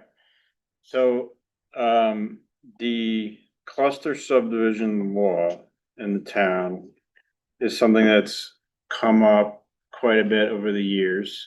And as planning board engineer, there's been, some projects where it felt like it shouldn't apply, basically. It was written that if the parcel was over 15 acres, period, then you need to do a cluster subdivision. So for example, there was one parcel that was a 2-lot subdivision on 20 acres, right? So to cluster 2 lots doesn't really make that much sense in a practical sense to put two lots next to each other. And also the requirements to do a cluster are pretty extensive, you know, the code has, you know, conservation easement and all these requirements, so. And it kind of took away from the intent. The cluster law is a really good law, you know, the whole idea is that you cluster the lots in portion of the property and you preserve the rest of it. It's a good idea. It didn't, you know, I think what the board really felt, and I felt as well, is that it should be revised to be of a certain size and that's when Ashley Torrey wrote up, you know, 4 lots, and that it's pretty common in towns for to be a minimum of 4 or 5 lots because of the skip for a bunch of reasons. First of all, the cluster, you want to cluster a certain amount of houses, and all of the paperwork and money that goes into a conservation easement and everything that involves a cluster is a lot. And you really would never do that for 2 lots. It just wouldn't make any financial sense. So that's where we came up with this, to change it to 4 lots, a minimum of 4 lots, and 15 acres minimum, which is really, I believe, is on the low end, I think, if you compare that to other municipalities, as far as usually it's probably a little bit bigger of a subdivision to do a cluster. I've done. You said 4 or 5, so in other communities it's often 5, but Ashley's recommendation was 4. Right. Okay. And then what about, the conservation easement for the portion that's not developed? I think we had a conversation about this at the last meeting, and we're thinking that it may make sense to do a deed restriction, as opposed to something more complicated like a CE. So I think that first issue is more simple, in my opinion. I think just really requiring cluster for something larger. That issue is much more complicated because conservation easements, and I know you had Christy DeBoer here from Walker Valley Land Trust. There's issues with whether or not they even want them. You know, we've seen, you know, subdivisions where it's 10 acres and then, you know, the back 5 lots is like a bunch of multi-floor rows, you know, pricker bushes. And the conservation, you know, Walker Valley Land Trust or somebody like that says, I don't want that, basically. This is not land that's worth setting up all this paperwork, really. A conservation easement isn't just, you know, I'm preserving this land. There's a whole process of monitoring it and taking pictures every year and. Yeah, it feels more appropriate for a larger, parcel with different characteristics. Yes. Like, for example, we're doing one in Gardner now with Walker Valley Land Trust that's 40 acres and has frontage on the Walk Hill River and the rail trail, and that makes a lot more sense to do all that work to preserve something like that has that kind of value. So deed restrictions are definitely a different way to do it. They're not as enforceable. I think they're equally enforceable because at the end of the day, the enforcement agency is the local government. Yes. You don't have the monitoring piece. The advantage of the CE is that you have a monitor. But I think from an enforcement perspective, I don't think there's a difference. It's probably more of an attorney question, but there are ways to set up the deed restriction so that the town can do some enforcement, I believe. But often it's set up so that it's, you know, it basically becomes like a suit between neighbors to, you know, you sue them so you violated the deed restriction. But, you know, it typically has the same effect, you know, really it takes like a bad actor to, you know, and you could set up like this last subdivision we did in New Paltz, there's conservation markers. So we have these, you know, 3-foot high concrete markers that say, you know, conservation, I forget the exact wording, but there's a physical barrier there. So it really would take somebody to like knock them down and really kind of be bad. So I'm gonna do a little I don't think your bragging. mic's on camera. Okay. It's okay. Am I? Okay, good. Okay, I'm gonna brag a little bit because I founded the Walker Valley Land Trust. And one of the lessons we heard over and over again was that deed restrictions really exist just on the deed. And as ownership passes along, people who buy the property aren't always aware of them. So, when Christie came at our last meeting, she said they have never, turned down a conservation easement that met their criteria. And I think it's criteria is the sort of key word here. So let's think about a way to revise the law that says if a conservation easement is offered but does not meet the land trust's criteria, then maybe we go to Plan B and think of a deed restriction if in our judgment it is an important piece of land. But let's always give the land trust the first option of monitoring, enforcing, and helping the landowner who is donating this easement design the easement, because that's a big piece of the conservation easement is you have a willing landowner, we hope, and they sit down with the land trust and they say, here's what we want to protect and help us come up with an easement. So I accept that we may need to do some tweaking of our cluster law, but let's just be mindful of its important impact. Will, you were gonna add something? I guess I'll save it for when, we start working on the draft. What suggestions have been put forth so far, Andy, about modifying the conservation portion, I believe it's section F of the law? Has there been any discussion? I don't think there about has. No. I don't think there has been So anything. I think. We've just discussed it at our board table. Right, so I think what we wanna do is get everyone's input and from what Ashley had done prior to her leaving position. And putting together a draft, an updated red line of the current law. And then we can start throwing it around and I'll save my comments for that. Right, maybe to Kitty's point, instead of like requiring a CE, there's a certain threshold where the property has to be, you know, kind of goes back to what you were talking about, like if it's at least a certain size or some other, you know, because it wouldn't necessarily need to be size too, it could be proximity to a particular natural resource. Yeah. So some sort of other, but and also like we could use the Walker Valley Land Trust for guidance, but we're not assuming that they are the administrator of CEs. It could be That's, a different group. that was gonna be my other Yeah. point. I mean. You can, exactly, you can use them for guidelines or an outline of specifications on a conservation easement, but we can't assume they are automatically gonna be the stewards of the property. You can't, I don't think you bake that directly into the law, but certainly. Could be. I would need to go back and look at the law, but once a land trust accepts a conservation easement, often they require an endowment to help pay for the ongoing monitoring. And they do accept the responsibility of maintaining and enforcing the protected property. Sure, but for instance, if it was a property that was contiguous with the Mohawk Preserve, they may be interested in administering the CE. And they will definitely always defer to the preserve, right?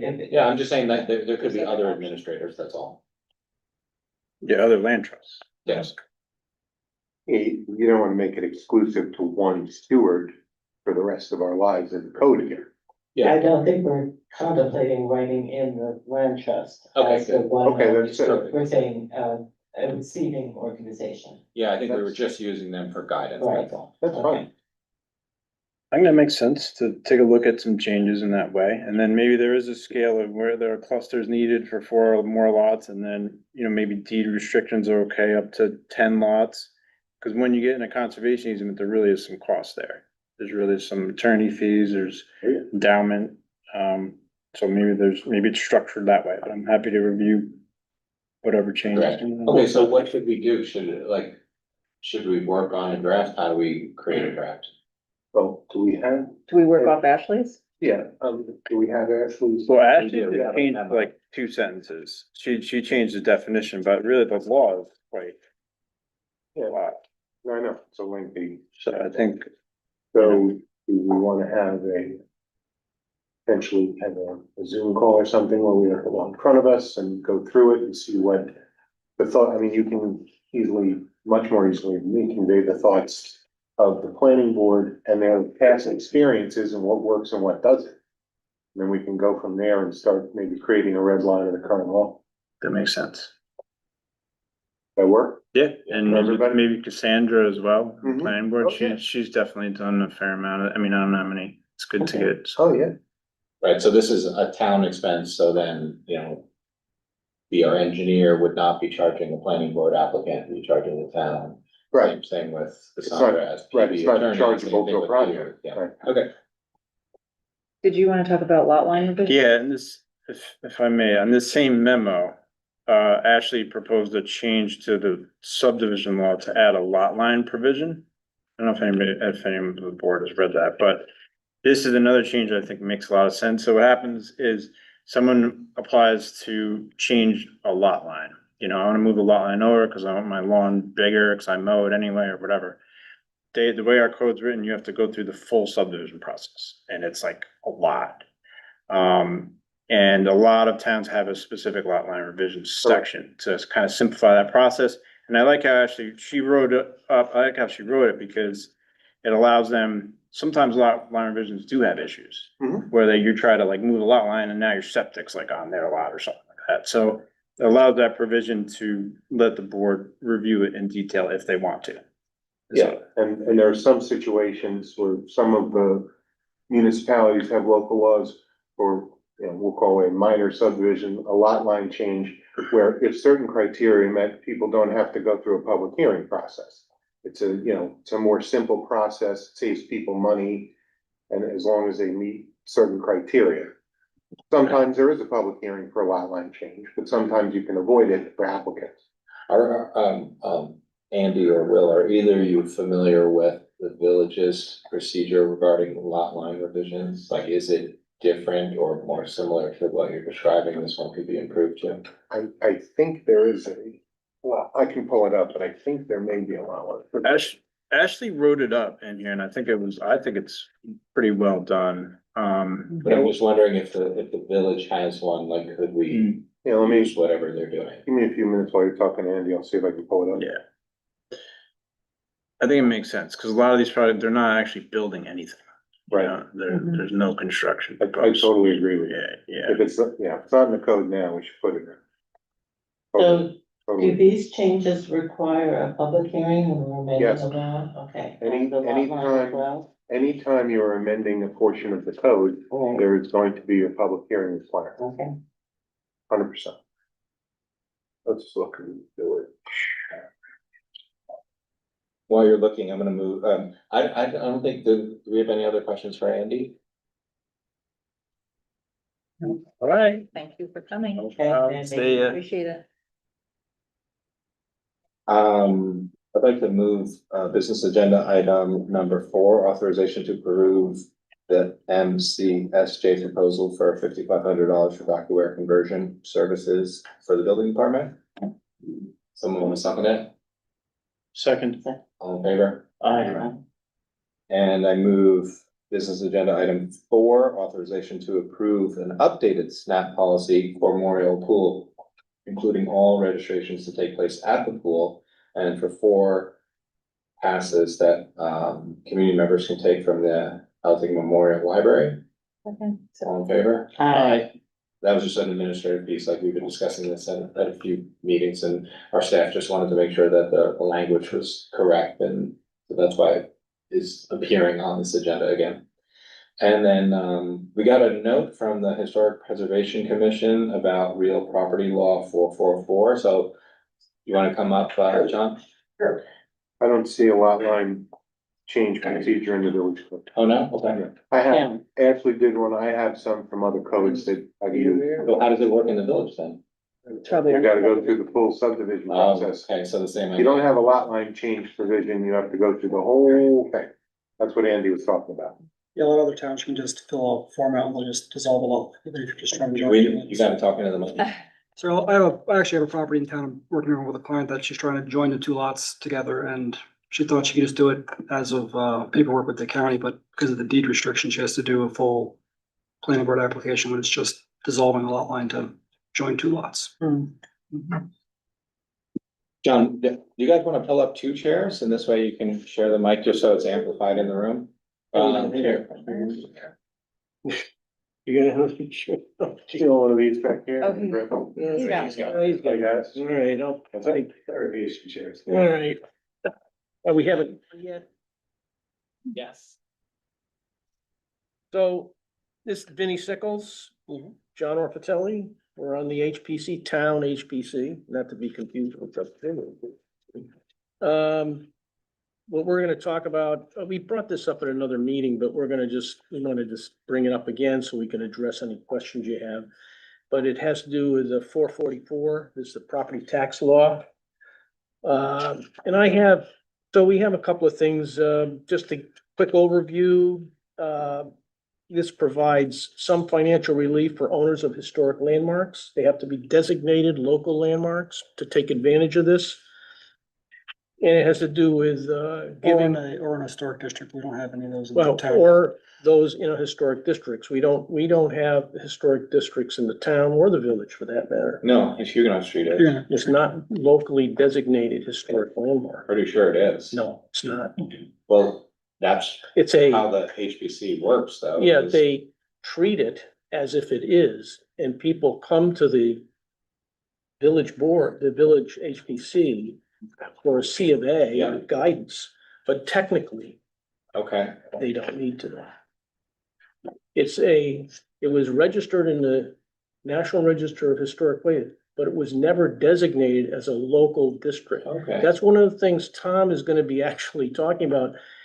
Saturday, we have a presentation on the 25 years of historic preservation at the library. And one of the things we're gonna talk about is 2 initiatives. His initiative is to do exactly that, to designate the area in the village as a locally designated historic landmark.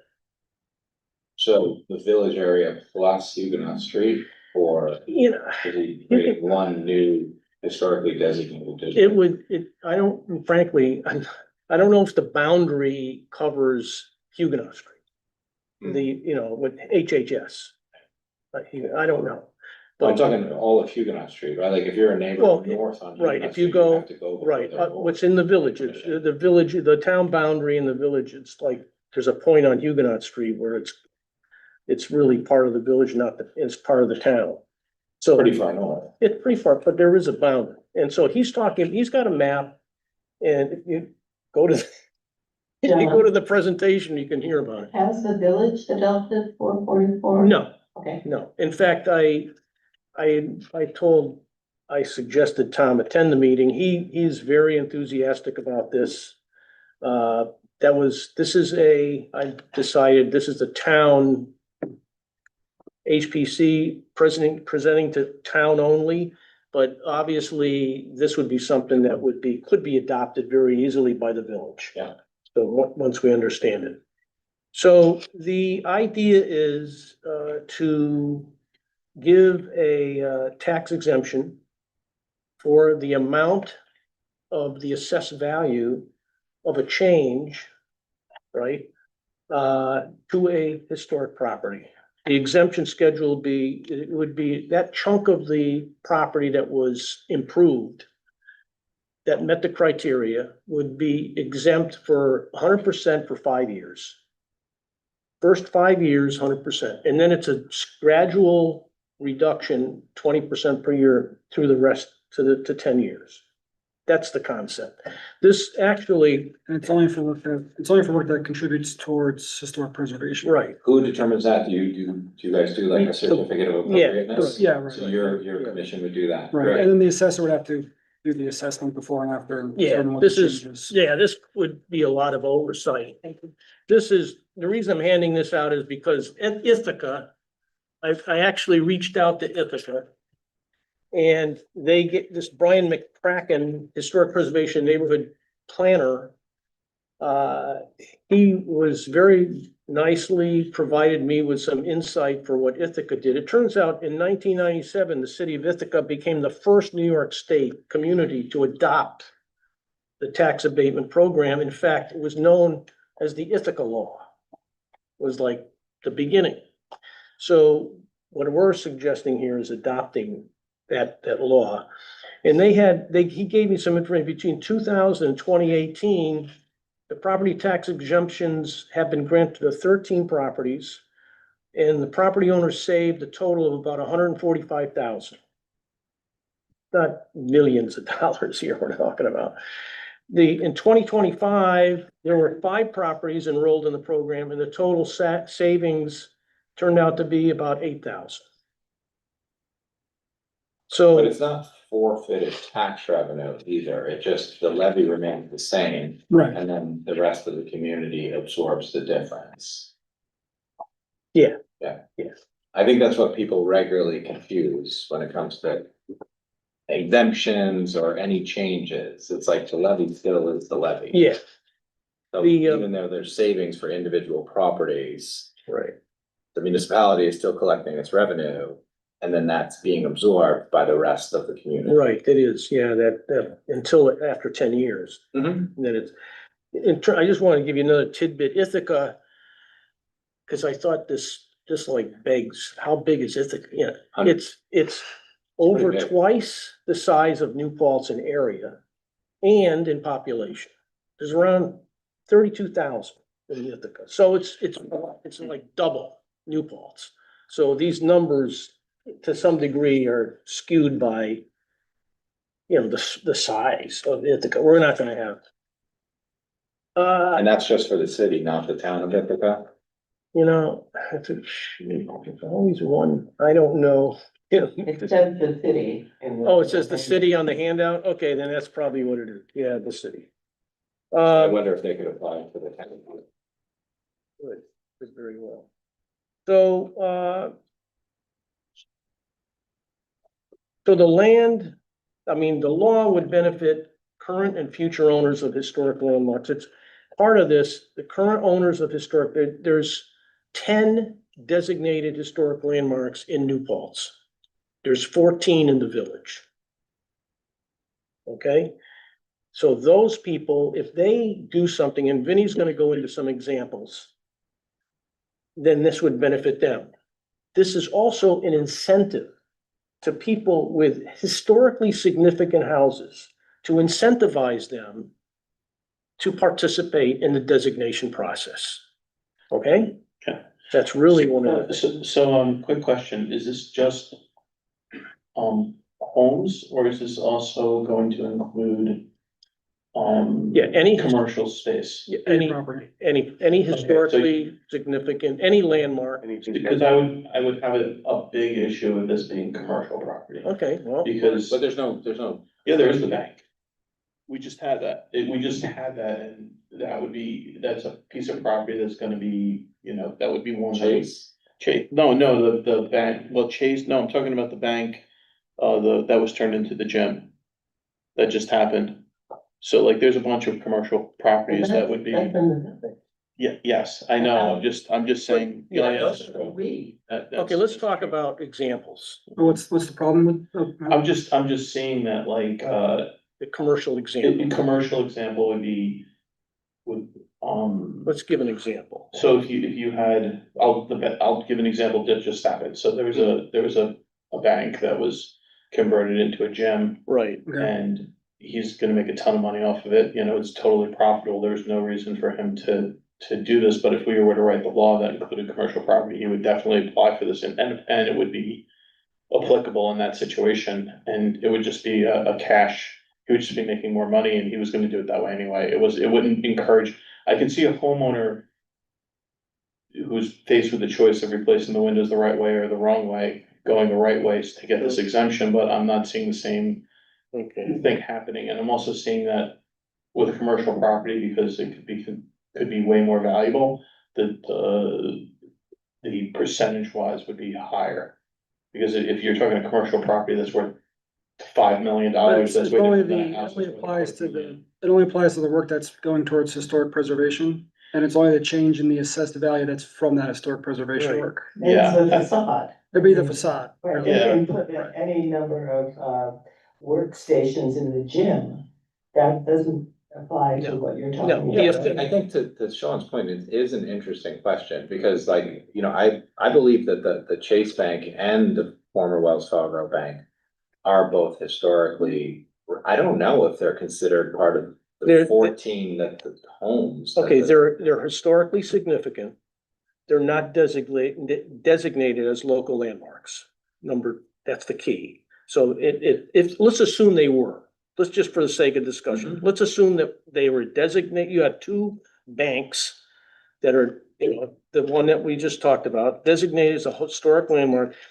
Did the assessed value change after the renovation, after they converted it to whatever? Yeah, absolutely. What, okay, I mean, they ripped down 25% of the facade to change it into something so they could write off 25% of their building costs. And then they would say, okay, that, we spent $300,000 on that wall and now the local village is getting way less. I'm just saying that the But commercial if there properties. no, have- because Please let me finish. What I'm saying is that the commercial properties, because of the high value, have an incentive to abuse this, whereas a homeowner, like, as long as, like, I would even be very comfortable with this if we capped it. So if we said the most value you can get out of this is $100,000, that's it. Like, but to leave the door open, to this, we would find that people would be fighting to get this. I mean, if you had a multi-million-dollar property and you did a multi-million-dollar improvement on it, which you could do, and then you don't pay taxes on that for 10 years, or rather at a reduced rate, that the incentive to abuse the system would be there. Whereas I don't see a homeowner doing that. So I'm just, like I said, I'm very comfortable with excluding commercial properties, and I'm also very comfortable with setting an upper limit to that. Yeah. So like that, to me, it's sort of, yeah, Vinny. I don't know. Well, then, I kind of feel like if we're concerned about the historical significance of residential property, it would be pretty heartbreaking if you had a historically significant commercial building on your main street that you loved and cherished, and you wanted the property owner to make improvements. You don't want them to do it in a way that would compromise your main street character. I feel like. Right, I don't know, you also I'm get the not- oversight of the Historic Preservation Commission to What's approve. that? You also get the oversight of it being a registered designated building, and they have to get the work approved by the Historic Preservation Commission as well, versus if it's allowed by the planning board or whatever, they can just, we're just gonna, stuck over the whole thing or paint it all purple, there's no. Right, there's There's no, preservation. there's preservation Right. rules tied to the tax, right. rate that they've. Yeah. I think And that's the what's value. key here, Right. is they could paint it purple, they could rip out all of the windows and just have huge plate glass. Well, however, right, so the way it works in the village now is there is a design review process for every property on Main Street in the Yes, village. yes. So they do have to go before the village Yes. HCC to pursue a certificate of appropriateness. right, And they're required to do that. They don't have to, or they're not doing it because they're trying to achieve a tax incentive. well, yeah, Well, let's stick with the town for now. okay, let's. And I don't know. But I think it's the question of the residential versus commercial, that's all. No, but Yeah, no, it's a good and I question. take your point, and I don't know of any historically significant commercial buildings in the town. ShopRite. But I do think Tim's point is something for us to keep in mind. Vinny, can we go through a couple of examples? Let's say, the worst case example, we talked about. Like the that. biggest exemption you Yeah, possibly biggest get. exemption you could possibly have, what would that be? I mean, I guess the only way I guess the biggest thing I could think of would be is if someone had like a condemned building that was uninhabitable and it was basically the assessed value was like the land more or less. And it was just like a shell of like a burnt, like say the building burnt out. It's like just like the bricks are left. So this is a historic landmark, It had to be landmarked first, yeah. it had to be landmark, Right. there's a catastrophic situation. The value, the value is now like 100,000. Right, so that'd be the biggest, and you say they built it back and, restored, preserved the facade or whatever. that'd be Person like the- buys it, they build a $800,000 structure that is historically accurate.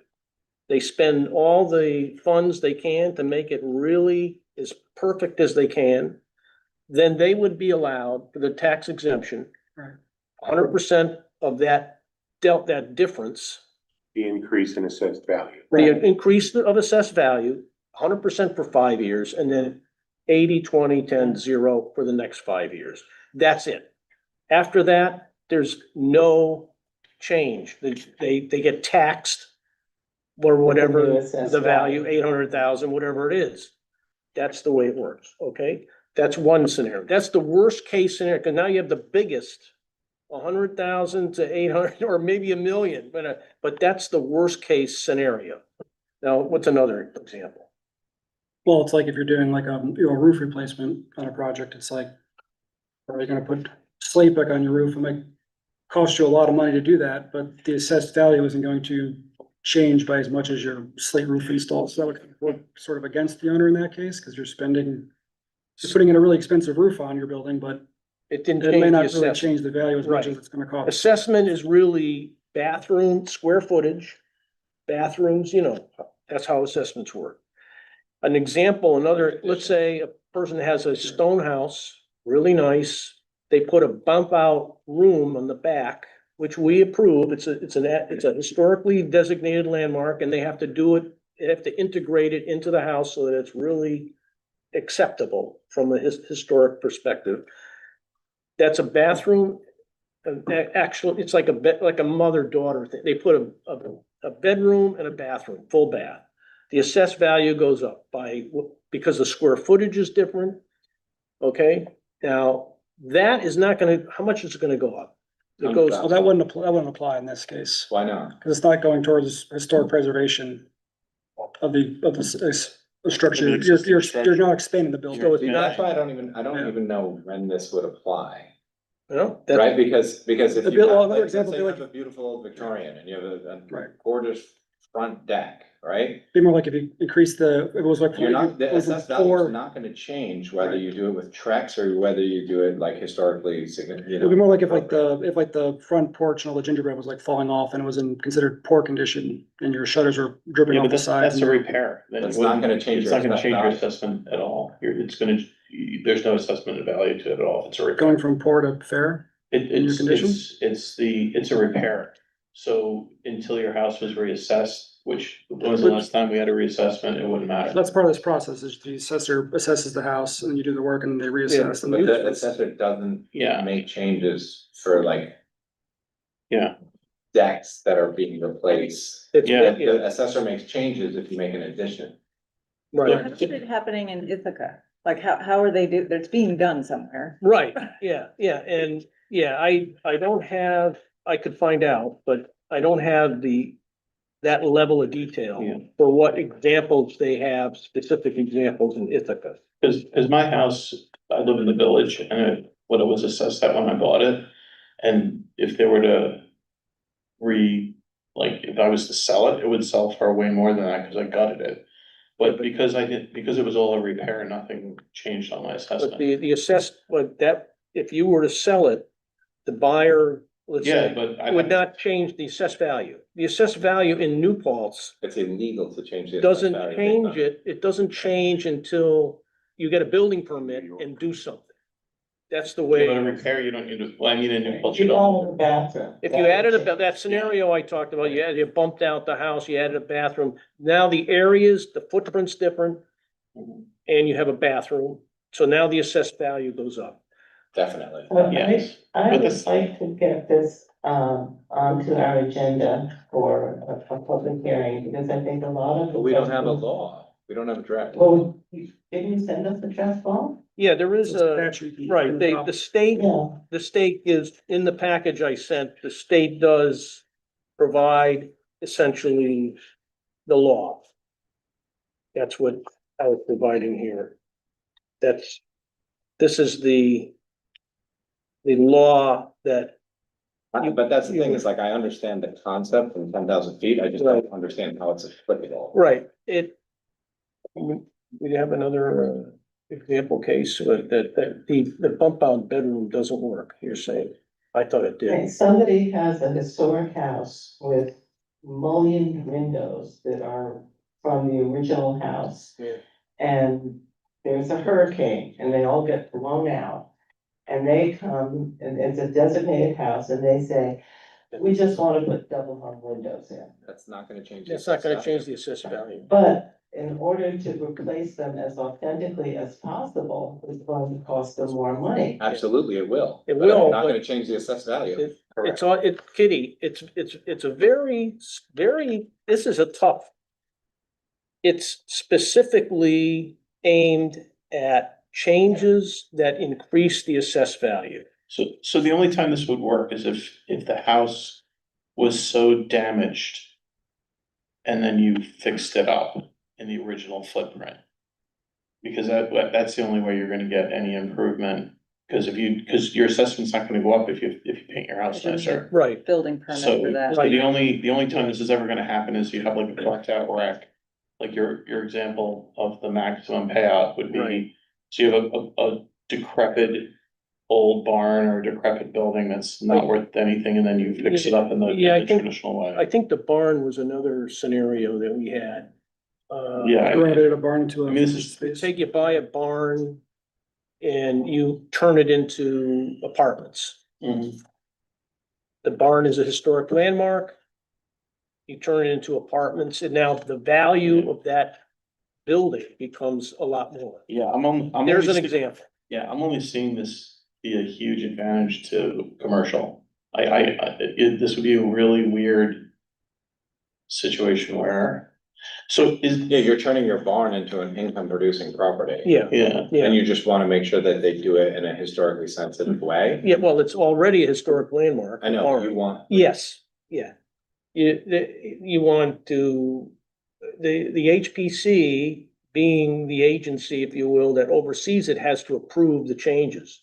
And they have to be consistent with the historic integrity of the building. So that was an example of how this would work. And I think Ithaca there's examples where that you do turn properties into viable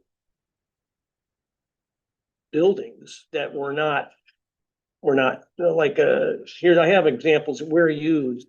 Maybe it's in here, we can look at some of this. Communities like Saratoga Springs have utilized the law to promote renovation of historic buildings, leading to increased tourism. Let me see, Binghamton. Affordable housing projects. So, John, since I obviously did not exactly understand what we're talking about, can you give us an example of a project for a homeowner in a designated house? Yeah. That would qualify for this? What would they do that would make them eligible for this? Well, I guess I have one other question that I don't know if the assessor would have to answer this or weigh in on this, or the attorney, but I guess my one other question is, the way that the law is written, it says the change in assessment, but in the form that the state gives you as a part of the package says the value of the alteration or rehabilitation. So that's the one wrinkle that's throwing me a little bit. That's up to the assessor to decide, that's. Right, but it says the cost of the alteration or rehabilitation, not the change in the assessment. So I wasn't sure how that's being factored into the calculus. Or yeah, but just the whole thing is like, they care about their tax bill, right? Right, So the right, yeah. Tax bill is a function of their assessed value. Right. I think the whole thing is that we don't give people who care for our historic houses many incentives. And Right. Yeah, we're trying to get every tool in the toolbox, basically. Yeah. to help the people, yeah. That's true. This may not be used much. Maybe Ithaca's an outlier. I understand. I feel like we kind of like talked about it enough where I could imagine, right, like you have an old neglected house that is like derelict. But it Right. is historically significant Yeah. and it's assessed at $100K, Yeah, right? And then someone buys it and they're like, you know what, I wanna return it to its former glory. yeah. And is it former glory that's historically significant, or is it just like Final say. basic? Right. Right, so that's where that clearly, because it's clearly no longer gonna be assessed at $100K, cause now it's actually a house that's habitable as Right. opposed to like, yeah, but until you sell it, it's not gonna, no, like you like, could be the owner, right? You could own it, it's $100,000 house, yeah, you're handy, that's what I mean. how That's- handy do you wanna be? Well, that's what I'm saying is that I have some experience in this area, because I did it, and like my taxes didn't go up because everything was a repair, because I stayed within the. Well, your house wasn't as derelict as. Oh, mine. no, it was a new Pulse rental. Okay. It was for 40 Right, years. that's- It was gutted. Yeah, it was gutted. Well, if it was gutted, you should have gotten a building permit. If What? it was gutted, you should have gotten a building Not if you permit. do it one room at a time. Well, we'll have to, I'm sorry, go ahead. no, I think what I'd like to understand is what Vinnie was saying, clarification of that one item. 444A. Yeah. I'm reading. Historic property shall be exempt from taxation to the extent of any increase in value. It's in the state statute. They measured on increase in value attributable to the alteration or rehabilitation. Okay. And then their example goes for the first 5 years, 100% of the value is, the increase in value is exempt, then it drops down. There's another point that should be clear to the board here. If you look at the very last section of 444A, okay, the local law that's adopted can reduce the percent of exemption otherwise allowed by the law. And you could say 50% the first year instead of 100. Sure. You could change that scale. And the other thing, and that's what 444A says. So you don't have to adhere to the 100% for 5 years. You can drop that down. The other thing, which is very significant, thank you, and goes to Sean's point, is the town or any local municipality who adopts a local law may limit the eligibility for the exemption to those forms of alterations or rehabilitation that are put into the local law. So you can actually narrow the scope yourselves if you want to. So there's some flexibility in 444A is my point. Whether you want to use it or not, that's up to you. If you want to do Can we this. set a limit on, like, you can only, like, $500,000 is the most that you can do? Is that another possibility? Cause that would be another way of making, I just don't want someone taking an old barn that no one cares about and then putting an apartment complex in it and getting a 10-year ride on tax. Well, They have to get approval of it being listed as a historic. Yeah. And nobody cares about it. If it's historically significant, it's a landmark, that by definition means we care about it. Yeah. Yeah. What you can't say to a property owner, you can't cap how much they want to spend on their property. No, I But wasn't. what you could theoretically do is put some sort of cap on how much of the increase in value, some percentage of the increase in value. Yeah. You could think about doing that. I don't know. If you want to. Like, my problem isn't with so if you spent $100,000 on the shell of the building to keep it, let's say you spent $500,000 on the shell of the building to make it look to original, and then you did $10 million worth of apartments inside. I don't want you getting a discount of 10 million on the inside. There's like an ADU exemption that the county has suggested that, we adopt as local government. Right, like, so you're already like, it already casts a wide net and includes any detached barn. That would become an ADU, so you're already getting like that tax tailwind. Well, I said there is, John.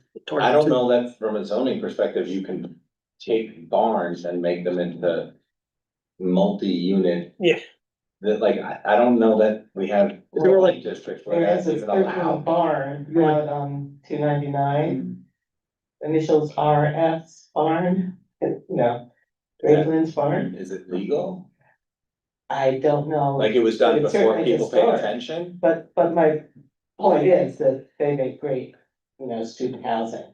So I think Or what event the space. critical piece of this is that you do have to care about the property. It has to be designated. Yes. And we, just like with conservation easements, we don't really appreciate the generosity of people who want to do a conservation easement or who want to do a historically sensitive renovation on a property. So this seems like a very modest way of, when you're working with a homeowner saying, and we have this, modest,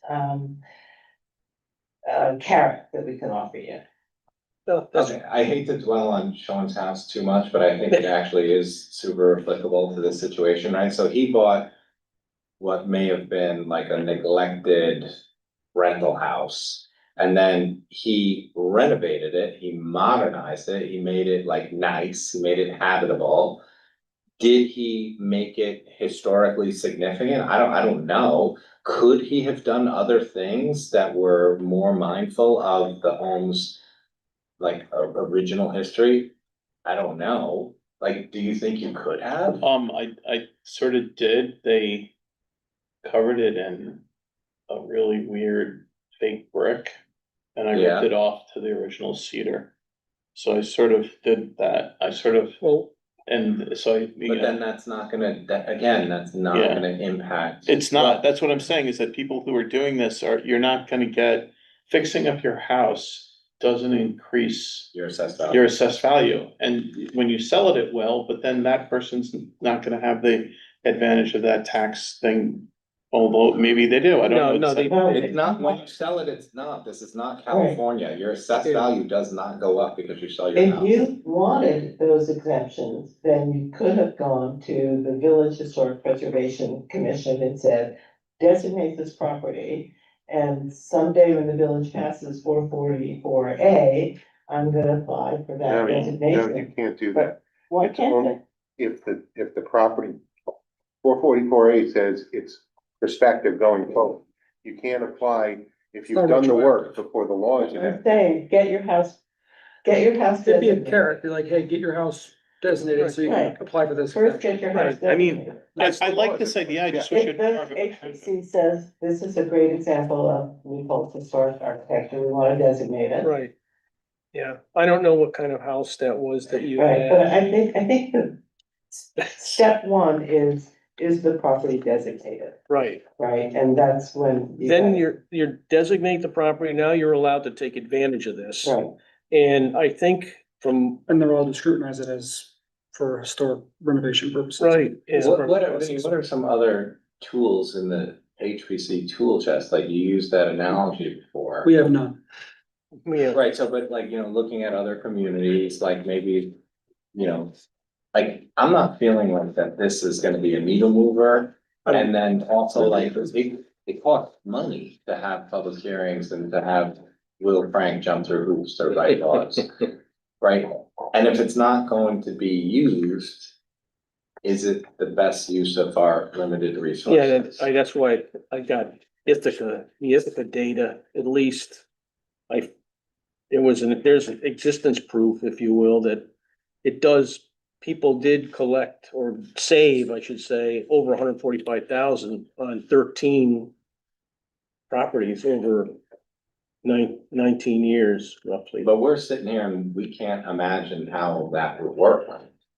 The part of the problem here is that William, who is our liaison to this board, isn't here tonight to advocate for it, so. Well, he just designated his property. And, I guess the question is, what are some good scenarios or examples? Should we check out Ithaca and ask? Commercial and residential, what's that? Should we go back to Ithaca and ask them for like, We show us can- your application we need- process? Like, we how can do you do guys, Field trip. how do you guys do this thing? Yeah, road trip. Yeah. Out in the that's a middle- Good idea. Out in the middle of And I think nowhere. it's a nice place to visit. No, but we could do more research to get more clear examples of how Ithaca, for example, and other communities actually implemented Yeah, them. maybe we're just missing like. And it's some really exactly how to concrete. implement. Yeah. So we can do that. Okay. Well, especially if their example for 5 properties last year is only $8,000, they're not renovating a whole house and making it habitable again, like, it sounds like it's more like they're getting some kind of break on like window replacements or something. Yeah, we've got it. But it seems like, well, Assessors hitting people with like increased assessed value for window replacement. Well, it may not just be the assessed. It's like from what the attorney was saying. It's, what was the term you used? The law says. But you can adjust the break that they Shall get. be exempt from taxation to the extent of any increase in value Increase in value. attributable to the alteration or rehabilitation. See, But that's a increasing, change to the that's assessment. market, that's The market assess- value. No, Not, that's not, Assessed that's value. not how the assessor, they do it by assessed value. Right. So if your assessment is changed because of work on a historic Sorry, structure. family video. oh, jeez. Jeez. Always You're good. getting Zoom bombs. So if I mean- so it is the assessed value. Yes, Yeah. it's just- increase in the assessed value. Okay, So, and the percentage drops. right, no, I got that, yeah. So we just need specific use cases for this. Yeah, that's what we, Okay. Yeah, All I right, agree, we continue. I agree. Thanks for bringing Yeah. it to our attention. and maybe if we get those, Should I bring the barn law also? pardon? Should I bring in the barn law? Oh, that's another law. Let's talk about that another time. There's a barn law that we might be able to take advantage of. Okay. But It's just for it's just for barns. we'll go back and then come back. Thanks, John. Thank you. Thank you. I like the ideas. I'm worried about. Conceptually, yeah, we just need The numbers. Well, I mean, I guess my opinion is if someone's taking advantage of it to renovate an historic property that's been designated, why not let them Yeah. do it? On the aesthetic improvements, yes, but on the inside, no. It doesn't apply for that. I'll ask our assessor more about what she thinks about this and when her radar would go off for different improvement. Yeah, When she would be like, oh, I gotta increase that assessment. yeah. And she should be looking over the building inspector's shoulder some more, what's coming across his desk. Well, she 100% uses Yeah. building permits, but I think that's the thing, is like there's many building permits and not all of them would necessarily trigger assessed value changes. Okay, and more homework. Yeah, Okay. thanks, guys. Presentation Saturday, 10 o'clock Yeah. at the Elting Library. Okay.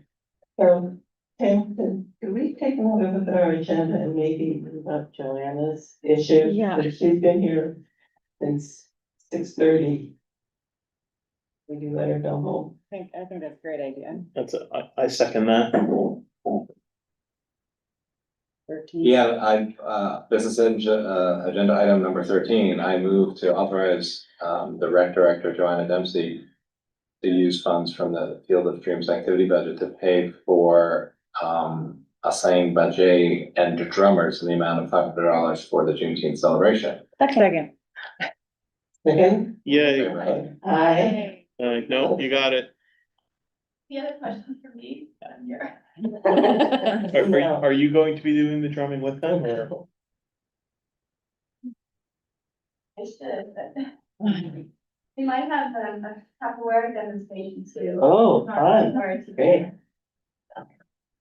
Right. Thank you for. Thanks, Ryan. Yeah. I didn't know you were waiting for that, sorry. No, it's okay, I just wanted it, sometimes it's easier to be here to answer questions. It's just that I'm just using the budget from the Field of Dreams concert, sometimes I do some different things, not just Field of Dreams for my service.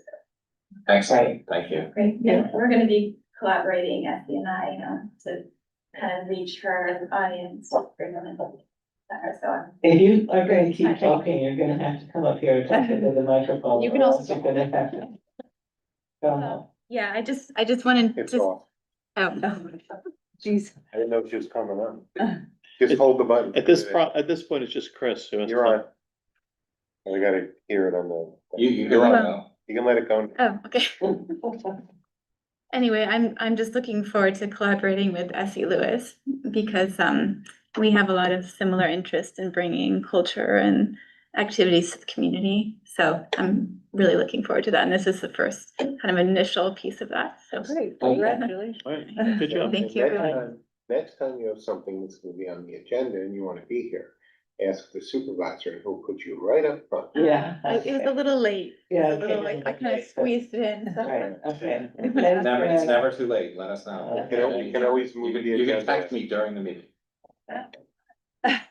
Thank you. Good night. Chris, do you have anything to tell us?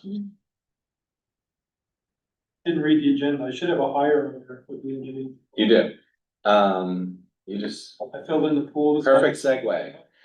This is agenda, agenda item 6, Authorization to approve hiring Jeremy Schoonmaker as a municipal worker two to fill a vacant position in B and G at the current union rate with a projected start date of June 22. Second. All in favor? Aye. Item 7, Thank you. Sorry, Chris. authorization to approve the retroactive to May 22, the supervisor signing off on an agreement with the Dorsey Museum, allowing them to borrow Register of Slaves, a paper ledger that HHS has been minding on our behalf. Second. All in favor? Aye. I read the fine print on this, it's okay. Yes, that took a lot of work to actually work that out with. Yes, it the did. folks. They don't have a library card? No, it's a document. Yeah, I know. The village, and then HHS finds it for us. Alright, It's a big one. that's not bad. Business agenda item 8, Give it out. request to authorize to modify the 26 adopted budget for cost overruns as follows. Second. All in favor? Aye. Just for purposes of discussion, and I'm gonna say aye for all of these, but, when you sent us the 165-page, budget, status, thank you for that, but if you could just ask them to rotate it so that we could read it, that'd be great. Okay. Okay. Item 9, request authorization to increase the adopted budget with the use of fund balance for consolidation expenses as follows. Someone want to second it? Second, sorry. All in favor? Aye. And then the next item is request authorization to modify the 26 adopted budget for union contract settlements as follows. Second. All in favor? Aye. Aye. Item 11, approve Aqualogics change order number 1 in the amount of $6,251.58 increase for phase 3 backup water supply. Second. All in favor? Aye. And authorization to approve the following standard workday and reporting resolution for elected and appointed officials. Second. All in favor? Aye. Aye. And number 14, request authorization for volunteer members of the ZBA and the planning board to attend trainings with the New York Planning Federation. That's $750. Second. All in favor? Aye. Accept and congratulate Detective Phil Kraus on retirement effective June 14th. What if we don't want him to retire? Going anyway. Thank Second, you. I Thank second. you, Detective Phil Kraus. Yes. You all in favor? Aye. Aye. And do we wanna, highlight any, info from the department head reports? You don't have to. Any liaison reports? I don't, I have something to talk about a little bit. So that's gonna be coming up with a nonprofit, our New Paltz Rescue. And I've been working with them as a student. They're really amazing people. And one of the things that we should be on our radar is them getting funding from nonprofits who are in our town, who are utilizing them a lot and are not paying their fair share. So we have nursing homes and we have old age homes that basically they're getting a call a day from. And they're paying $10,000 a year. And the problem They're with, nonprofits, but they don't pay property taxes?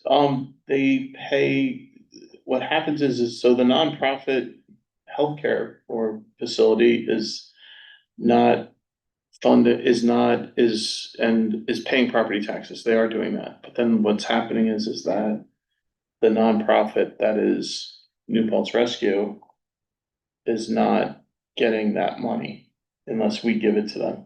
So basically, where the town is subsidizing a business that's utilizing a nonprofit instead of hiring more nurses and doctors. So if someone falls in the middle of the night, instead of But fully the town budget staffing it. does include some contribution to. Yeah, oh, yeah, yes, but there's a nonprofit, basically the issue is there's a nonprofit that's utilizing another nonprofit and not paying them. But how would it what be their any full share different is. than, like, let's say, you know, my assessed value is the same as Kate's, I call rescue squad once a week, she never calls rescue squad, isn't it the same? Because you're not running a business that. But I'm using the services. Yes, you're using the service, but you're not making a profit off of it, and you're not a nonprofit, so you're not it's a very weird thing. So that's the whole wrapping my head Well, around they're this. just using it more, I mean, we don't really have a mechanism for property taxpayers who use governmental services more than others, I mean, it's kind of similar to The like water school taxes, right? Well, if you use more water, you pay more. Yeah, but that's a different beast, because we have meters. Yeah, But are you talking about, so this is sort of like a medical situation where they should be paying employees Yes. to do this job? Yes. Instead, they're using a service that the town provides. but the town doesn't provide it, Imagine the that. town doesn't provide it, because Well, we budget, I mean, $650,000. but that's not, okay, that's not covering what they're getting But that's a funding from a lot of other places, so they're not getting. If you think a bus, one ambulance in New Paltz that's ALS is $1 million a year. Yeah, but. So we're paying $600,000 a year, so we're not even covering one of those buses. So in terms of There's the, no question about it, Yeah. that, sure, like, we need to contribute to our rescue squad. yes, And pay a certain amount out of our town budget, Mhm. and the town board historically has done that, the town board has historically paid more over time. Mm. Because we're appreciative and supportive of the fact that we have a robust yeah, response no, it's really, service, it's pretty amazing. you know, best in class. Yeah. But I don't know that you can single out this property versus that property. It's not one property over another, it's one business over another. So you have a nonprofit business that's utilizing another nonprofit to Okay, cover their I own a expenses. pizza parlor, Kate owns a pizza parlor. The police come to my pizza parlor all the time, they never come to Kate's Pizza Parlor. Mhm. Come to my pizza. Our assessed values are the same. I think there's another aspect to what Sean is talking about, which is that every time the rescue squad makes a call, a police car is also sent. So we are using two town services to respond to medical emergencies, whether or not the facility is a nonprofit. And we had a pilot with Woodland Pond, for example, which has, I think, expired this year. When we do, the EAFs for new developments, and that is a point I actually raised for, the expansion of Woodland Pond, is that there's no discussion of the cost in emergency services in their EAF. And so I am hoping that the planning board will go back. But that's not, that they're a property taxpayer, That's why. they're building housing, right? They're not building like intensive care units that are nonprofit, they're building housing. It's a nonprofit that pays property taxes, Do they? absolutely. They pay property, I thought they That's why only they have paid a pilot. property taxes on the businesses in the, like the hairdresser and the They- bank. It's housing, right? All the cottages, they pay taxes. They're not tax exempt just because the business is a nonprofit. It's a very weird, so it's a very strange setup. Because you have a nonprofit servicing another nonprofit. And the way they are supposed to get paid is by the taxes from the town, and then. and They it's- are paying, yeah. they're paying property taxes Yeah, though. it's like I said, it's, I there's a think little, and there's also a lot more to it too, like. They could decrease the amount of times that New Paltz Rescue is required to do that, but they would have to be staffed better. So what they do is they say, well, if we have one nurse overnight and someone falls, the one nurse can't pick the person up physically. So if we had two nurses, or maybe if we had four nurses, we could do that, but it'd be way cheaper for us to just transfer this expense over to New Paltz Rescue. What is the question? It's just, the request is that when we craft these pilot programs to maybe take into consideration the amount of money that New Paltz Rescue is getting, because New Paltz Rescue does get. So we New Paltz Rescue gets pilots money from the pond. Yeah, but that pilot was negotiated 26 years ago. I know, and it's But you gonna be mean going renegotiated, and there's a new property that they're trying to expand on. And that's. So you're also- putting a bid in for more. I'm just saying, allocated to New Paltz Rescue. I'm saying we need Going to forward. evaluate when, I think we need to think about the funding of how this is done. So that when you have a property that's really, Are they going to the IDA to get a pilot? I don't know that at all. Yeah, because if they're going to the IDA, all bets are off. Like, we have zero influence over the IDA. The IDA is like, F you. From what I've read, they are contemplating or requesting a pilot, but have not made that application yet. But who are they applying to? I mean, Will, can they even, how does that even work? Can they get a pilot from the municipality to build That's what housing? we did last time. The town, the village, and the school district. Yeah, I know that's true. I don't understand how that works, right? Like, because I'm understanding like with municipal pilots, when it's like for 100% affordable housing. But how do you get a municipal pilot?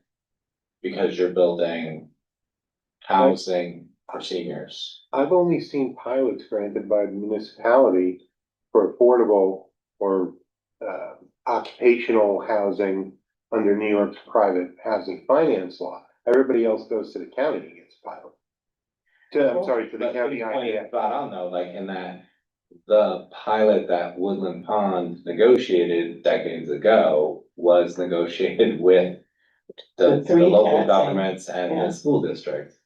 I don't know what statutory Well, authority let's they dig up use. that pilot. Yeah, I can dig it up, Okay. take a look. I'm not, nothing has come before the board yet on this at all. I'm just relaying conversation I've had about funding. And it's very interesting how different the ambulance is funded versus everything else is funded. And so like, when you talk about an emergency service like the police, it's a little bit easier to understand when you talk about a nonprofit who's getting some money from the town, some money from the village, some money from the college, and then every time, if they're lucky, the person has insurance, they get a lot of money. But then if the person's older and only has Medicaid, Medicare, they get $200. So if you pick up someone here and they're really sick and you drive them down to Westchester and you drive back, you get $200 and you might have spent $200 worth of stuff on that. It's a very strange You're talking thing. about a lot of nuance that's very Yes, unique in yes. terms of rescue, but I Yeah. think what commonly gets confused is that New Paltz Rescue, New Paltz Police, New Paltz Fire, they're just different. Oh, they're totally, yeah, Right, yeah. right, like the fire and the police are town and village employees. Mhm. That's different. Yeah, no, it's a very, and that's all I wanted to talk about was just show, sort of like, I found out about all this and I was just like, oh, wow, that's really wild. Yes. And then, So all that means this is just a report. I This mean, isn't good- a- I mean, I feel like at this point with our community, like, good luck, anyone trying, if there's some sort of path to try to secure a municipal pilot, good luck trying to negotiate some sweetheart deal with our local elected officials. That's what I'm saying, us, like if someone's coming and asking for a pilot, we're like, oh, that's adorable, how is that going to serve our community? I know, I think we were all confused then how you said that. Yeah. I think it's late. Yeah. Like I said, I'm just trying to transfer some information, that's it. And it was just a very interesting kind of, and it's also interesting too, and this isn't a problem here in New Paltz, thank God, but my brother-in-law, works in an area where the old age assisted living home is on church property. So the town and village get nothing, 0 taxes. And they have to put out all this money to serve those people. And it's like, oh, that's rough. So the local community is resources are being pulled out by that. It's sort of shocking. They have this multi-million-dollar structure that they're not paying things. Anything else tonight? Need to have executive session briefly We did executive session during police commission. on the matter with our labor council. We have a good plan. Okay, then I have nothing I'll else. share it with you. That's fine, I have nothing else. Okay. Motion to adjourn. Second. All in favor, aye. Bye. Yay. As a quick second,